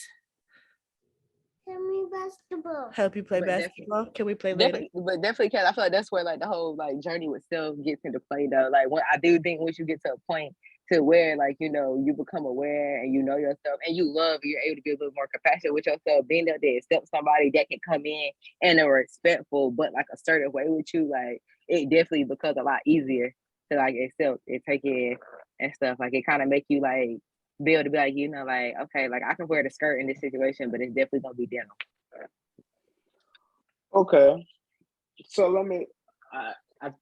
I think I'm gonna lead with Valerie. I'm coming straight to you, and then Cass, and then Taylor. So what is more important to you today, and a person, a partner, a man, whatever. I'm just gonna go with partner. That's more reassuring, or somebody that's more well off financially. What is more important to you today? Jesus. Sorry, y'all could still hear me, huh? Wow. That's deep. Yeah, that's a good one. That's really deep. Speak your truth, Val. Okay, you want the truth? Yeah, we want your truth. Speak your truth, Val. Okay, so oh boy, that's tough. So, reassuring or finances? That's going to depend on whether or not we live together. Okay.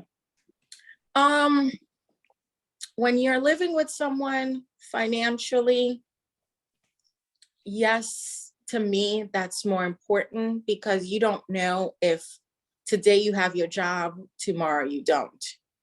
You need to have that backbone there to financially be able to help you.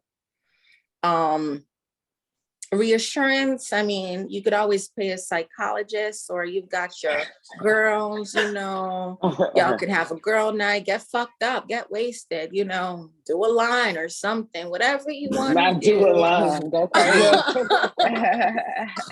Say it, have fun, I lived in Miami, All so out. what goes.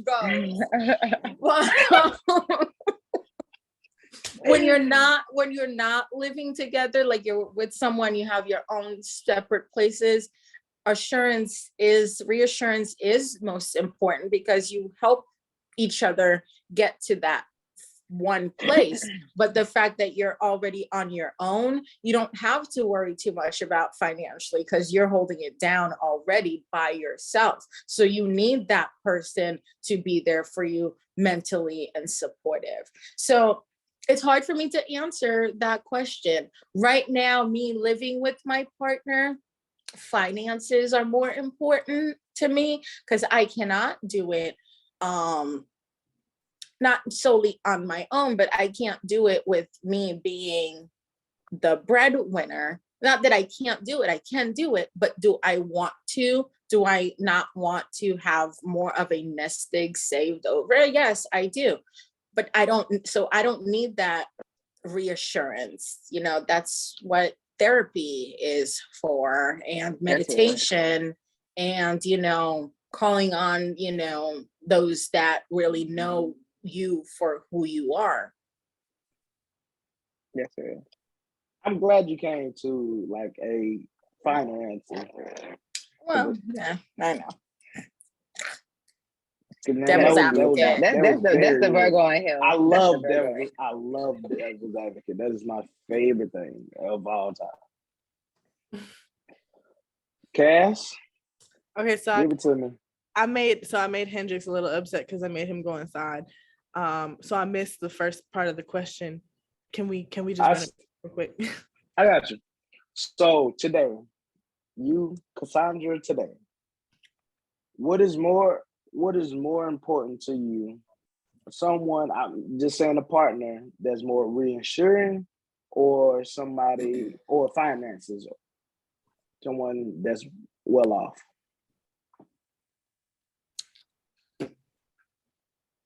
I think I'm gonna go on a limb here and say that being trustworthy might be more important than either of those two things for me right now. Because I feel like being reassuring, you just talking, and then I'm a single mother, and I'm holding it down. Like I don't often my own horn, but like toot. Okay, like, toot. Yeah, real like, big into the building. Yeah. Oh, hold on. Oh, damn it. Okay. No, I'm here. I promise I'm here. I just had to hand the Crocs over. No, I was saying, but when I say reinsuring, I mean in of everything in the sense of like you said you need somebody that's So more reassuring trustworthy. income. Yes. Okay. Yes. So being reassuring right now for me, because I have no intention of living with a partner, or I've never had that experience right now. Like I said earlier, my how I feel is the most important thing to me. So I think that having a partner who can really allow me, like I said, to be the same soft, simple Cass that I was almost 10 years ago when we met, like that is what is really driving me right now. That is what I would really like to have in a partner.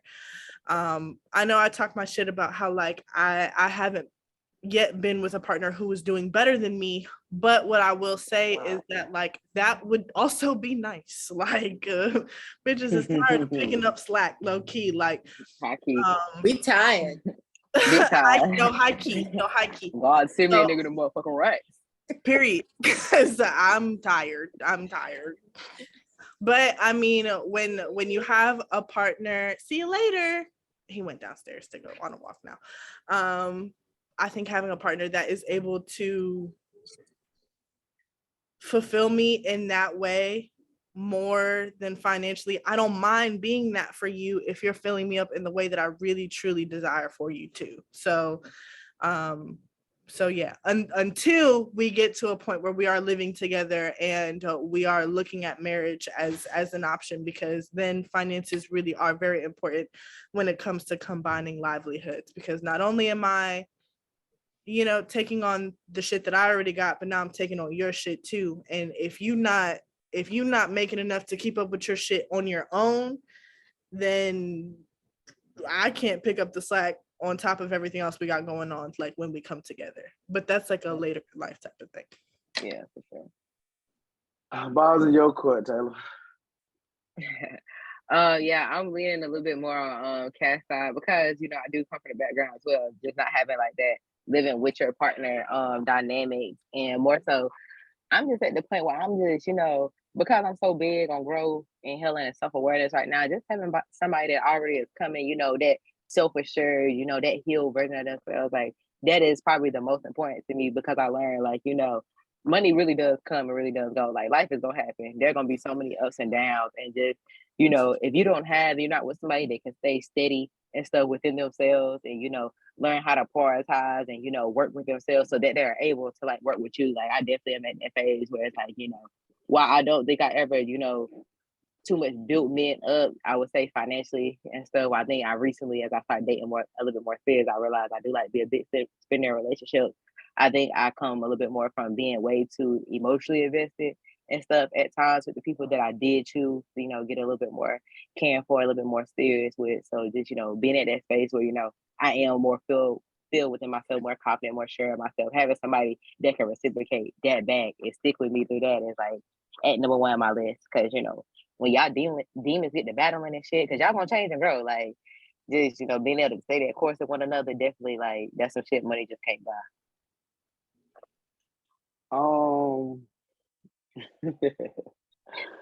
Let's turn this up a little bit. Let's have a little more fun. So finance right now is very important to her. And you, Cass, said more of the reassuring person. So do you have to have money to date? Yes. Yes. What? Two things could be true at once. Yes. What? Who? Do you have to have money today? Is that what we said? To date. To date. To date. Does he? Do I? I live in Atlanta. You have to have money every hour. For me, I have.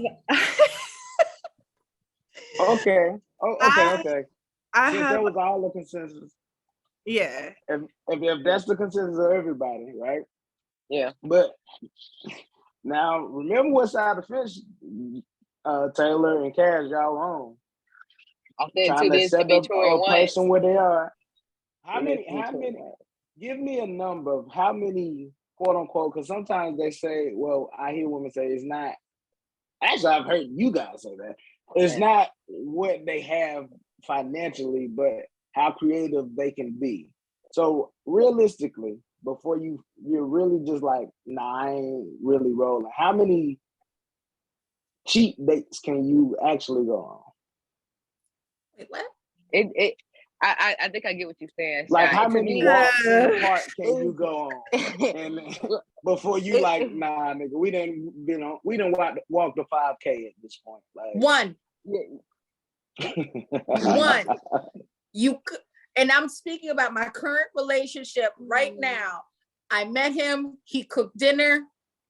Okay, thank you. You need to cook dinner every day, but after that, we going out. Here's some I got you your get out of frail G card. Your frail G card. Get out of jail free card. Like, that's it. What's next? Like, are we being real with one? Now I'm being listen. I'm gonna tell you. No. And so I think, and see, this is what I'm recently discovering about myself. I used to be, and in my mind still am, the woman who I don't ask for a lot. I don't need a whole lot, but like now I'm asking for more because like I'm finding out that that's what I really like. You deserve it. Exactly. Yeah. Exactly. Yeah. So why God keeps sending me these fucking dudes who don't see the same shit is beyond me. But anyway, you're giving them too much of yourself. I know, For sure, but we're not in therapy right now. I know. So yes. So I used to be, and there are parts of me who don't really need a lot, but I need a lot of effort. Like if we're gonna do cheap dates, I need you to really think the shit through. Like I don't want us to sit on the couch and watch YouTube videos all night and you call that like quality time. Cause like it is, but like we're not gonna call that like our date night type of thing. Get out my business. Get out my business. Because and I will give credit to my most recent relationship for being the most fun relationship and honestly my best friend above all else, because I never connected with somebody like I did with that idiot. But I will say that like what was lacking was the courtship, like was the expensive shit, which it's not like a make or break type of thing, but I like to go out. I like to get cute. Yep. I like to spend, a couple dubs, somebody else money, drinks, like, or like really experiencing having a fine dining experience type of thing, like that, be ready at 8. Yep. All that. So but you guys have to demand that from day one. Yeah, and that's why we cook at home a lot. Don't get me wrong. Like, we buy groceries. I just went to Costco, bought a whole bunch of food. But if we're going out to dinner, now we're not going around the corner. You need to recognize you're with a dime. You're not with those little hoodlums around the corner. You need to treat me with respect.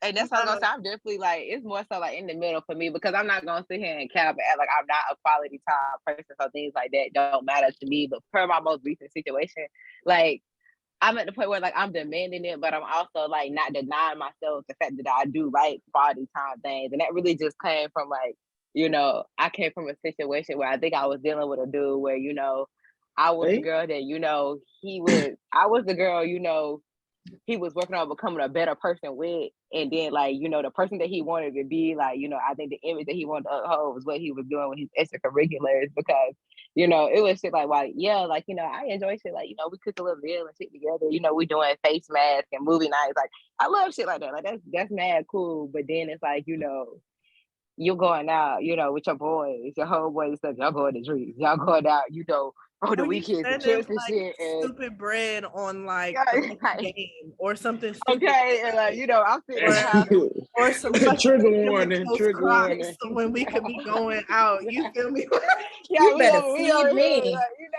And so I'm at a point where now it's like, you know, I do feel like had I been more affirmative, more like, you know, like, listen, like if we can't do more than this, like I'd rather us just not do nothing at all. Like where I needed to be more affirmative, put my foot down and like, no, you gonna step up and stuff and do more and let him make you that choice, rather than always being like, all right, well, like, you know, I guess like you a little fucked up and stuff like that. It's cool because I got bread and stuff anyway. You know, I don't need that shit. I'm not the girl that needs too much. Just make me feel, you know, fulfilled. Now it's like, you know, like, yeah, well, I do like all that sweet and cool shit at the same time. Like I am a dime. Like you're not gonna act like you're not with a bad bitch, and I don't want to go outside and still. Okay. So you know, like, let's see where I be fucking up is like, look, I do have expensive taste, but you know, I really do love like heading to the Olive Garden every once in a while. You feel me? Like, so well, I do a 2 for 20, get a little like my spectrum is wide. My spectrum is wide, but we can't stay on one end the entire time, and that is where I think my last situation. I won't call it a situation. It was a real relationship. Love you always. All the situation. But like my last relationship, like we stayed on one end of the spectrum for the entirety of our relationship. And that when I look back at things like now from the ending standpoint, like now we are no longer together. And I look back and I'm like, damn, like I really wasn't getting fulfilled in that area the way that I need to. I mean, now, of course, like you ready to do everything it takes to get me back there. But I think I'm at a point right now where I need to do it for myself for a little while first before I give you the chance to like, you know, redemption. But yeah, I mean, but that's a hard habit to break too. When you've been the I don't need much woman for the entirety of all of your relationships, for all of your life, and you really, I really watered myself down a lot. I mean, yeah. But let me ask you guys a question. Have you taken the initiative to actually show what you like? Like made the reservation? Because then if after you making reservations for 3-4 times and they're still not getting what you want or what you like or what you're into, then maybe you need to start thinking that maybe this isn't the person that I need right now, because they're just not getting it. And I'm not saying each time you make a reservation, they got to pay for it. You know, we're all working, we all make our own money. So it's nothing to, you know, take the bill, you know, every now and then, but it's about showing, hey, this is what I like. This is what I'm into. And if you can't give this to me every now and then, I'm not saying every day or every weekend, but every now and then, you need to, then this isn't going where I need it to go. You need to surprise me if this is the type of, if this is where we're going to continue to go. So sometimes it's not all about them. It's about what you, the habits that you start and show first. And that's kind of where I find myself failing. I think I've only done it once. I think we went one year for his birthday to Atlanta, and it was the whole 9. I had like a whole itinerary for the weekend, and we went out to a really nice restaurant. It was expensive as fuck, of course, like, and I only did it that one time, and then every other time is kind of leaned more towards like what I thought could be done, if that makes sense, like kind of leaning more like, okay, well, this is what we can do right now. But I think after having been separated now for a little while and realizing, you know, for every time we went to like, you know, Olive Garden or we got Chex Wings, or all of the times that we DoorDash like 3-4 times a week, like we could have saved all that and like really went somewhere where I could have shown you or exposed you to really what I wanted on a more frequent basis. Yeah, so, definitely. Yeah. I was gonna say, I kind of like, I feel like I'm at the stage where like with my last situation, it was definitely one of those things where I feel like, you know, had I think took like a step back, and so being like that, like, you know, because I don't require so much, or I got it, I work, I got my own, you know, I don't really trip about finance and stuff. Had I took a step back and just, you know, let him grow and keep growing into, you know, the man and person that he was trying to be, I do think it would have been like a little bit of I think less of us bumping heads and stuff, because like, you know, I'm so like, oh, misguided, I can do it myself. But like, you know, like you said about like, well, I do this for myself. It ain't nothing for us to go out and stuff and, me to pay for myself or me to be like, I got it today. But, being able to accept a man that's like, like if I'm with a girl that, I'm talking to or fucking with like that, like I want to be able to go out and foot the bill and stuff. Like, one thing he said to me was, don't no dude want to go out with a girl and be with her. She feel like she gotta pay. Or she knows she has to pay and stuff her stuff because you can't do it and stuff. That Like she wanted to good be for you, girl. yeah, and like oh my listen, y'all, like no, like real shit, like real talk, like we was really like best friends, but I do think it's one of those situations where I think the only reason I am, open to like being able to let it grow and grow and just do what it do right now is because I think like if he is, and I do think he is gonna, come back and stuff. And like we still cool and stuff, just not how it once was. I think, once he get in a better position as a man, I think that's a situation. Well, my first situation where I really do think finances played a big role. And I think if he could have showed up for the person and the man that he wanted to be, like the story could have very much so been very different and stuff. But because like, I'm not ever used to that. Like I'm not ever used to, a dude really like, being on something like, like I really want to be your friend and stuff and have intentions and stuff like that. Like I'm used to like, niggas wanting to play games and stuff or getting scared and getting intimidated, which I think, just with us growing and stuff, started to happen along the way. Because I don't think he ever like disrespected the woman that I was, but because like I think he did truly recognize my worth and it was just like, like you deserve so much more than what I'm able to give. But because I can be so like, I want this, I want it right now, I want it like this, I can speed through shit. I can't really, sometimes take, my foot off my own neck and other people's neck and accept things like naturally go accept somebody to step up and do that thing for me. I definitely felt like, had like things kind of like shifted and changed and like money was a bigger factor and stuff in that like, it would have made me be able to appreciate like the quality time a lot more had we been able to, venture off into that.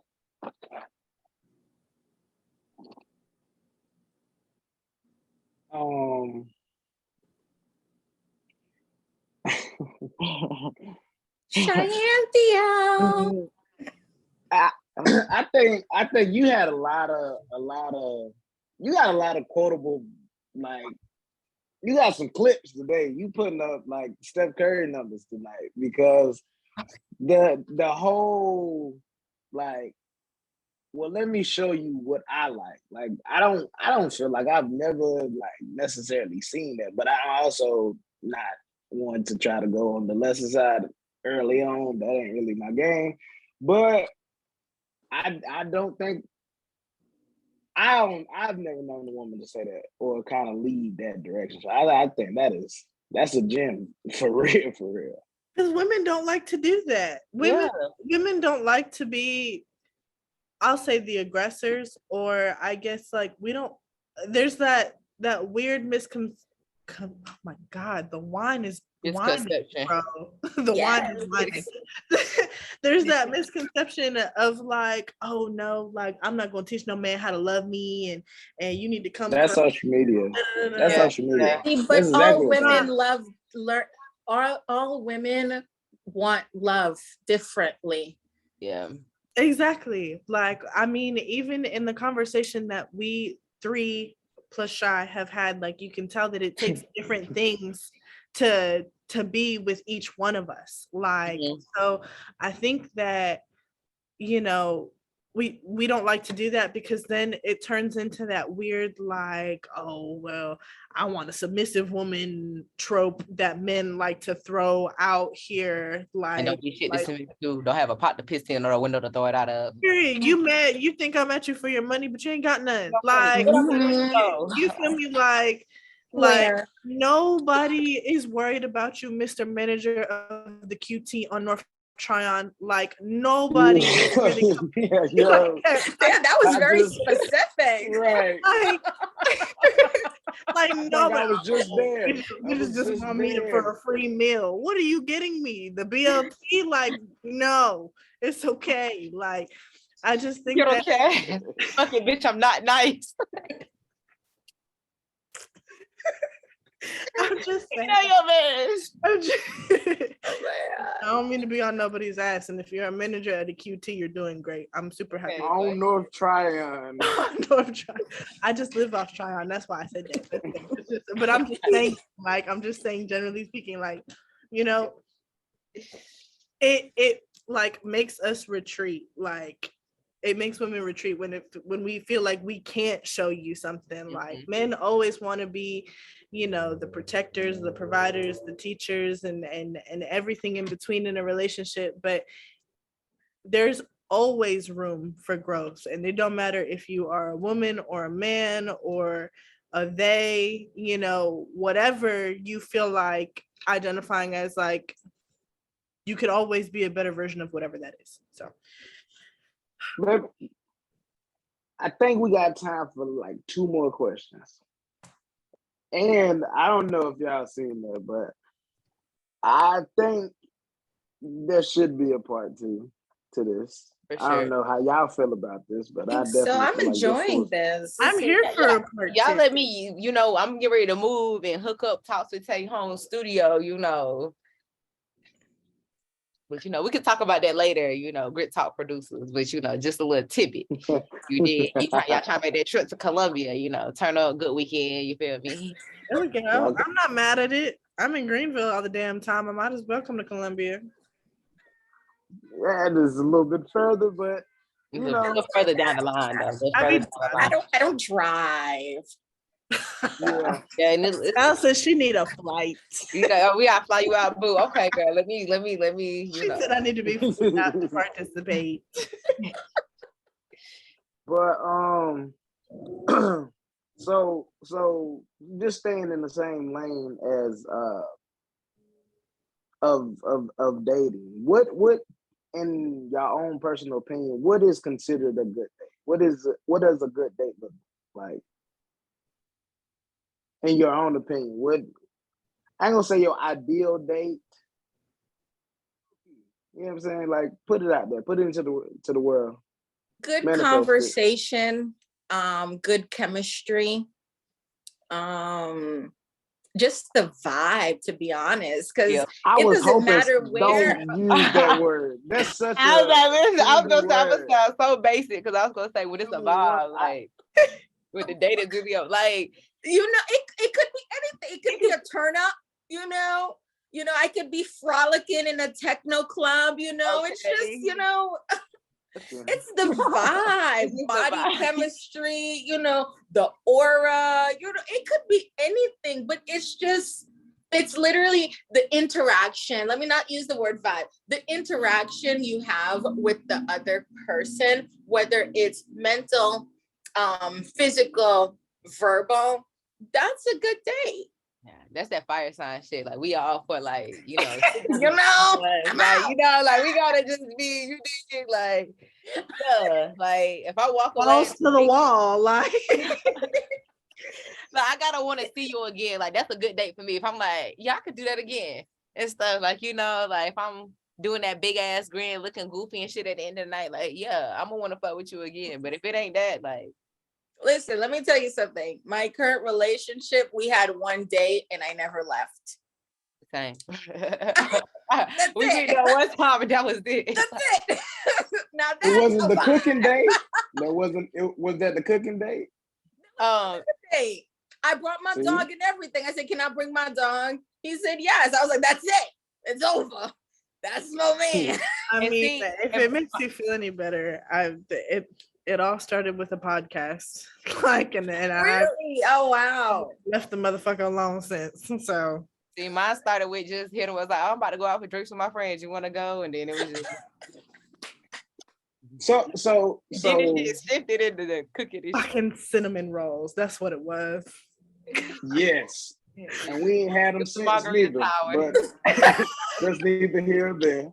I'm gonna bring. Look, next time you come to the city, I will bring them to the next recording. Just make it known that you are arriving, and I will make them again.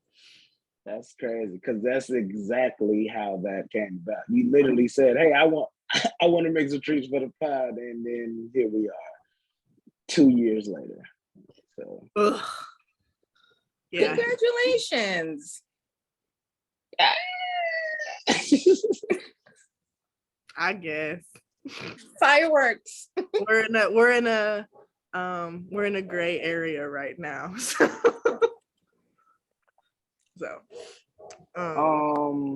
what was the question? What are we doing? so it's not what you do at all. It could be literally anything. Is okay. Is that the consensus across the board? Yeah, because it's about how you show up. Like, yeah, it's like it doesn't matter what it is. Like a little birdie told me that they had an at-home sip and paint recently, and that would have been a really fire, like thoughtful situation to walk into. But it doesn't it doesn't matter what is being done, but as long as there is a connection and you can actively feel that connection growing, or that it has grown by the end of our quality time together, then that is a really great time that was had. For sure. Feel that, Cass. Look along. So as long as it's a first date that never ended, is the consensus. Yeah. Okay. So give me this help the fellas out, right? Let's say what would be, as individuals, what is your like dream date? Give me your dream date. Where does the day start and where does it end? Well, that's hard because I am in a relationship. So I said help the men out. You think this is going public? What if he just like? So wait, you're engaged, correct? Mm-hmm. Okay, so like the magic is obviously still alive and well. So like, we said we vibing, we out here. We here. Yeah, you know. But so like on the best day, right? Like on y'all's best day, what does that day look like? Okay, like not talking about anything too bougie, because Sha knows me. Like, what kind of date are we talking about? Whatever. Perfect day, like your perfect day with your, because you have your partner, your perfect day with your partner. Like, what does that look like? You two are engaged, so that means you guys wake up next to each other. So from the wake up, if he just planned a date, the perfect date. Yeah. Okay. First of all, I would have to take a gummy because he could handle me better if I'm on something, because he can't stand me half the time because I nag, which I do. I'm not gonna lie. I'm not gonna be one of those women that say I don't, because I do. I know I got big mouth. So I'd have to be on something so I could leave his ass alone. Maybe like do, no, go on an adventure. Definitely a rooftop, that has to go. Like that has to be on the list at some point, whether it's lunch or dinner or brunch, it doesn't matter. Let's see, food's gonna have to be involved.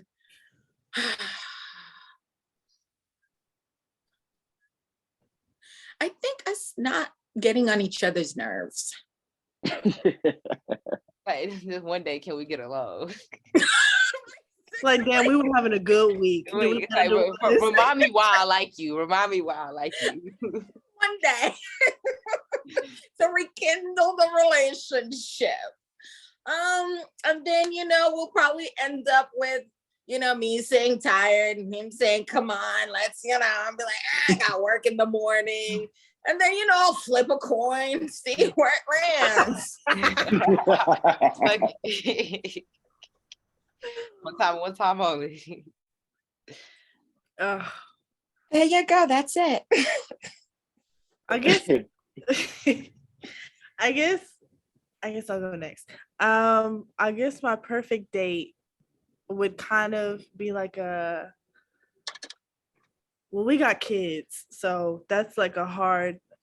First of all, the kids. Ain't no kids. They got a babysitter. Yeah. Okay. So here we go. That perfect date starts off with him saying, "The kids are gone. They're with Mimi and Pop. Like that's where it starts, and then, whatever happens physically after that. Because if I could ever wake up and one day and hear that would just be a miracle. But so, you know, maybe a little cute at home breakfast brunch type of situation, and, you know, just hanging out throughout the day. And like you said, food is definitely involved. Alcohol is definitely involved, not because we're dependent on it, but because it's just so fun to be drinking, there not be any children involved. Like, so, and I'm really a very large child, so I like barcades. I like going to like adult gaming places and you know, things like that, comic book stores, vinyl stores, things like that. Go-karting, paintballing, shit that involves us just acting like giant 6-year-olds. And then, like, you know, to end the evening off at a nice, like Valerie said, like a rooftop restaurant or something with some elegance to it, you know, a little nightcap at a dessert spot, maybe even taking the cheap route and going to like Insomnia Cookies or something like that. Just like, I love all day events, like things that start from the moment we wake up, you know, being sweet to each other all the way into the day, you know, just continuously connecting and reminding ourselves why we like each other and what we like about each other. On the other hand, you know, he's a really big sports fan. So even like a basketball game or a football game, I really thoroughly enjoy these days, which is not me 2 years ago. So, I mean, even that is a fucking ball to me at this point. So, like I said, Okay. with everything.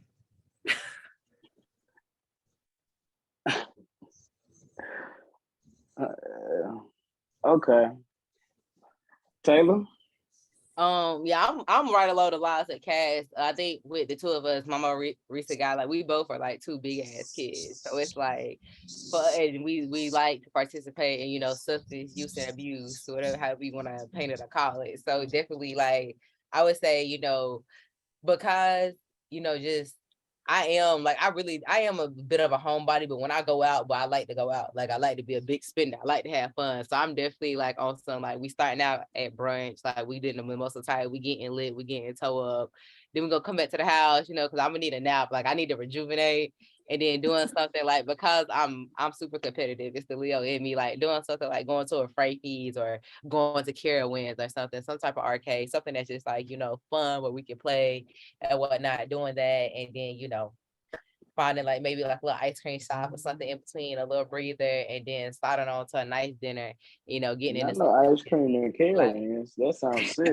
That day gonna end quickly. Like, I mean, you know, like I just want to have fun because, you know, for me, it's really like I want it to be like SpongeBob, like it's the best day ever. Like I literally like would love for us to just like, you know, just have the most fun day.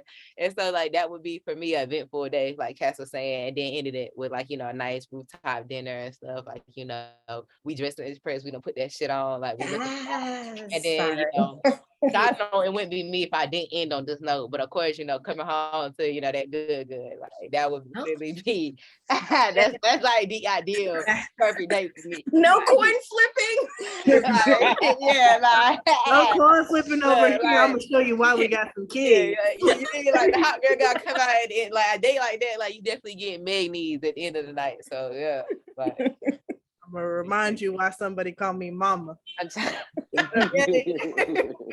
gonna tell you why I can say Miss Thing. Why does confidence so big? I love it. I love to see it. Oh man. I'm which really doesn't negate the fact that at some point it will get to a point where we will have to flip a coin. Like, yo, for sure. Life will be life, and bro. Like, okay, like we lit. Like I'm talking about, like we like who's gonna take this last shot before we get ready to go to the next thing? Like me and you. Like, I'm gonna cook dinner, but you gotta bathe the kids, type of shit. Like, and then we'll figure it out afterwards. Like, do we have enough time for this or energy? Like, oh man. Like, are we doing the Uber? Or are you gonna be the DD? Like, right? Yeah. I love that. So I guess we can kind of end it on this. A lot has been said here. A lot of gems Too much. have been. Who's gonna watch all this? Oh God. That's why. We do have some very loyal fan bases, though. I will say that we do. Oh no, I'm just saying, you know, I said some things, some illegal things, you know. Nah, we I just play the innocent role very well. But we always like to provide the disclaimer that we are, you know, our own separate It's entities. all for And these are not content reflections. purposes. content purposes only. There we go. Yeah, exactly. The No views face, no Not, shade. do not quote me. this Do not quote me. podcast do not reflect I do those of not our represent- employers. Okay, I do not represent my affiliations and/or employers. I am my own separate entity. I love it. So what order I want to go? Cass always played in the middle. Starting with you, Cass. What would be the best advice you'll give somebody right now? And then give me the best advice that you've received that you used today. Regarding Like, what? or just advice in general. As we like to call it over here in free game, you know. Yes, a little bit of free game. The best advice that I could give somebody, which is the best advice that I have been given, would be to shut up and really start like recognizing who you are. I have a friend, a very close friend, who we recently,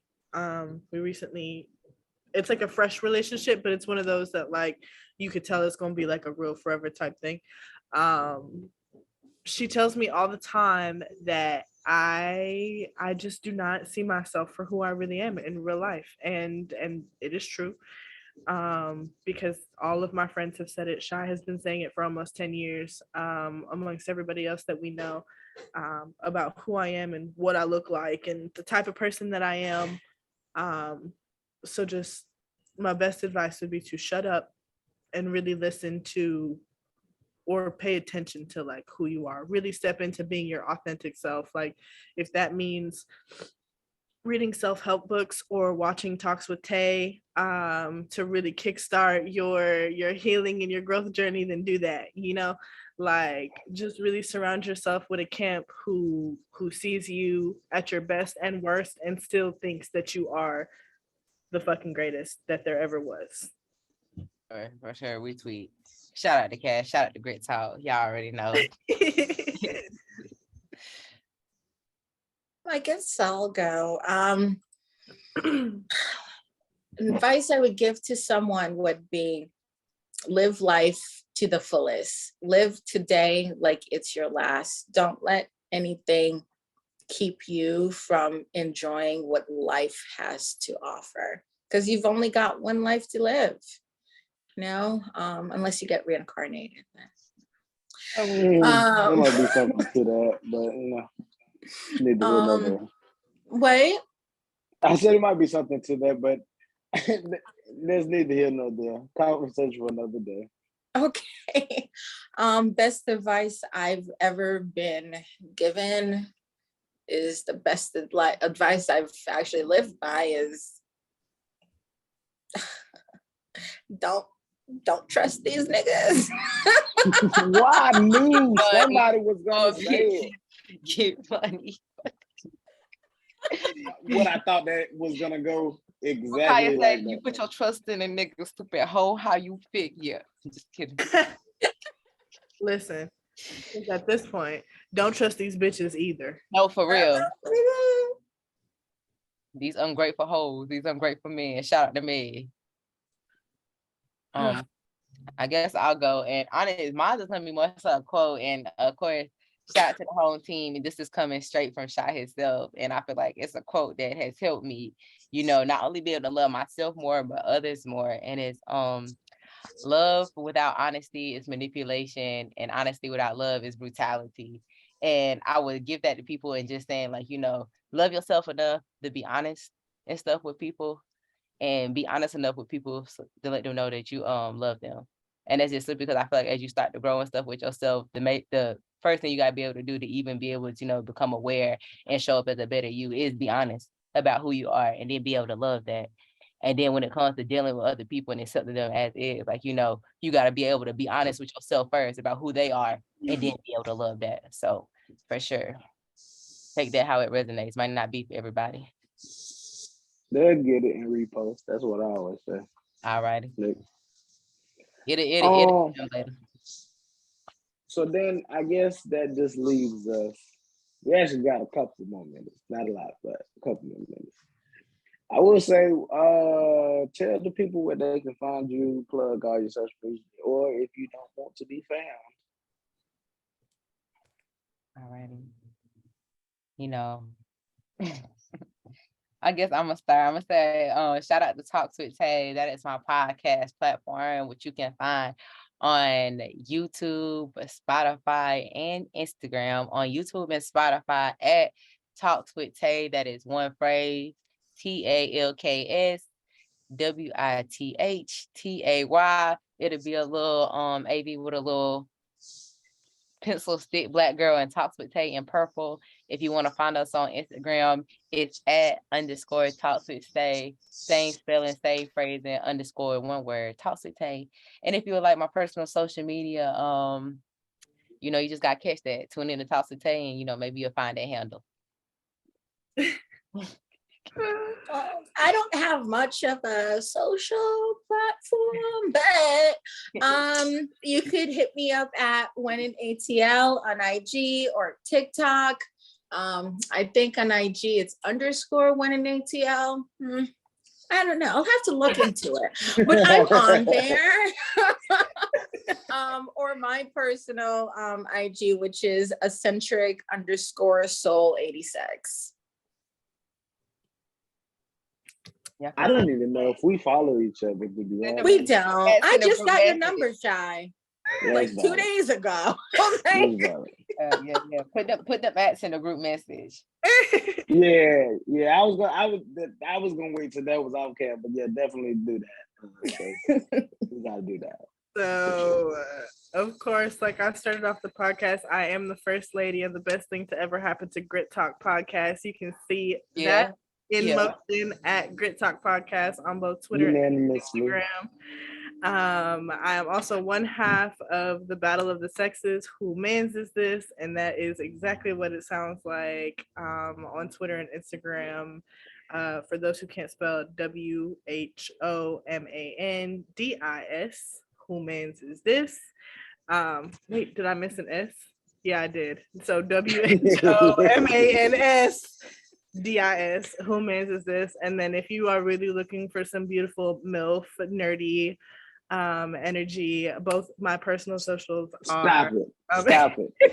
Because you have a whole Reddit group. I keep telling you this and you don't acknowledge it, but proceed, I guess.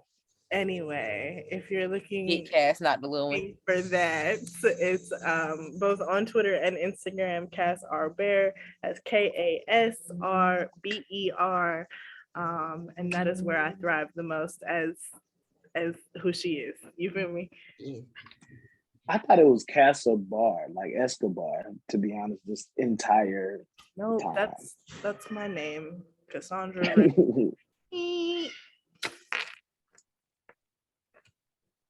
So you can find me at wherever Shy from the floor. Facts. 4 times. But you can find me at Grit Talk Podcast too. I'm always a Mike, always. Whose Mans is this? You can find me there. We have to redo this because we are now grown and mature. And what I said in season 1 may not hold true in season 2. Doesn't apply. That's now, y'all. I hate to break it to y'all, but that's a husband these days. So, you know, but you should definitely go run those episodes up because honestly, like, no lie, like people, they don't even know me from Grit Talk as much as they know me and you, Cass, from Whose Man Is This? Valerie, you're probably not familiar with that, but based on this conversation today, I think you would want to get acquainted with that and the people that you so could be acquaintances with. I got has sent each the other link. number. I just haven't clicked on it. If you can, Joe Budden podcast is down for 2 weeks. Fill your time with something else. Well, I will. I'll have something to watch for sure. Definitely go Got check us out on YouTube because we definitely work hard on what the aesthetic look like for sure. Ooh, let's talk about Definitely. aesthetics, Lord, and content creating.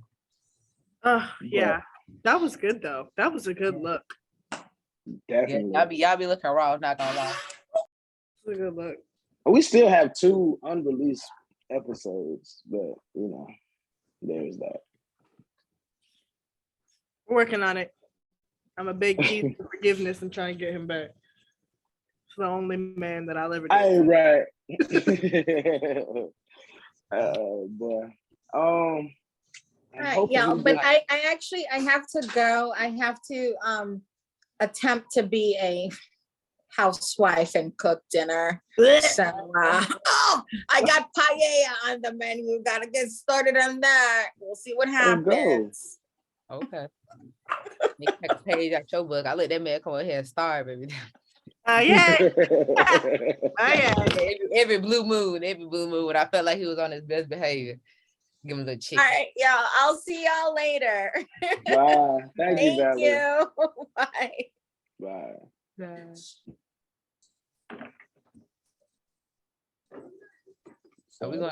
Are we stopping the recording? Yeah. Oh no. I'm still waiting on. I'm waiting on Ryan to stop it, and this probably gonna be cut. I tell the type. Is it gonna be cut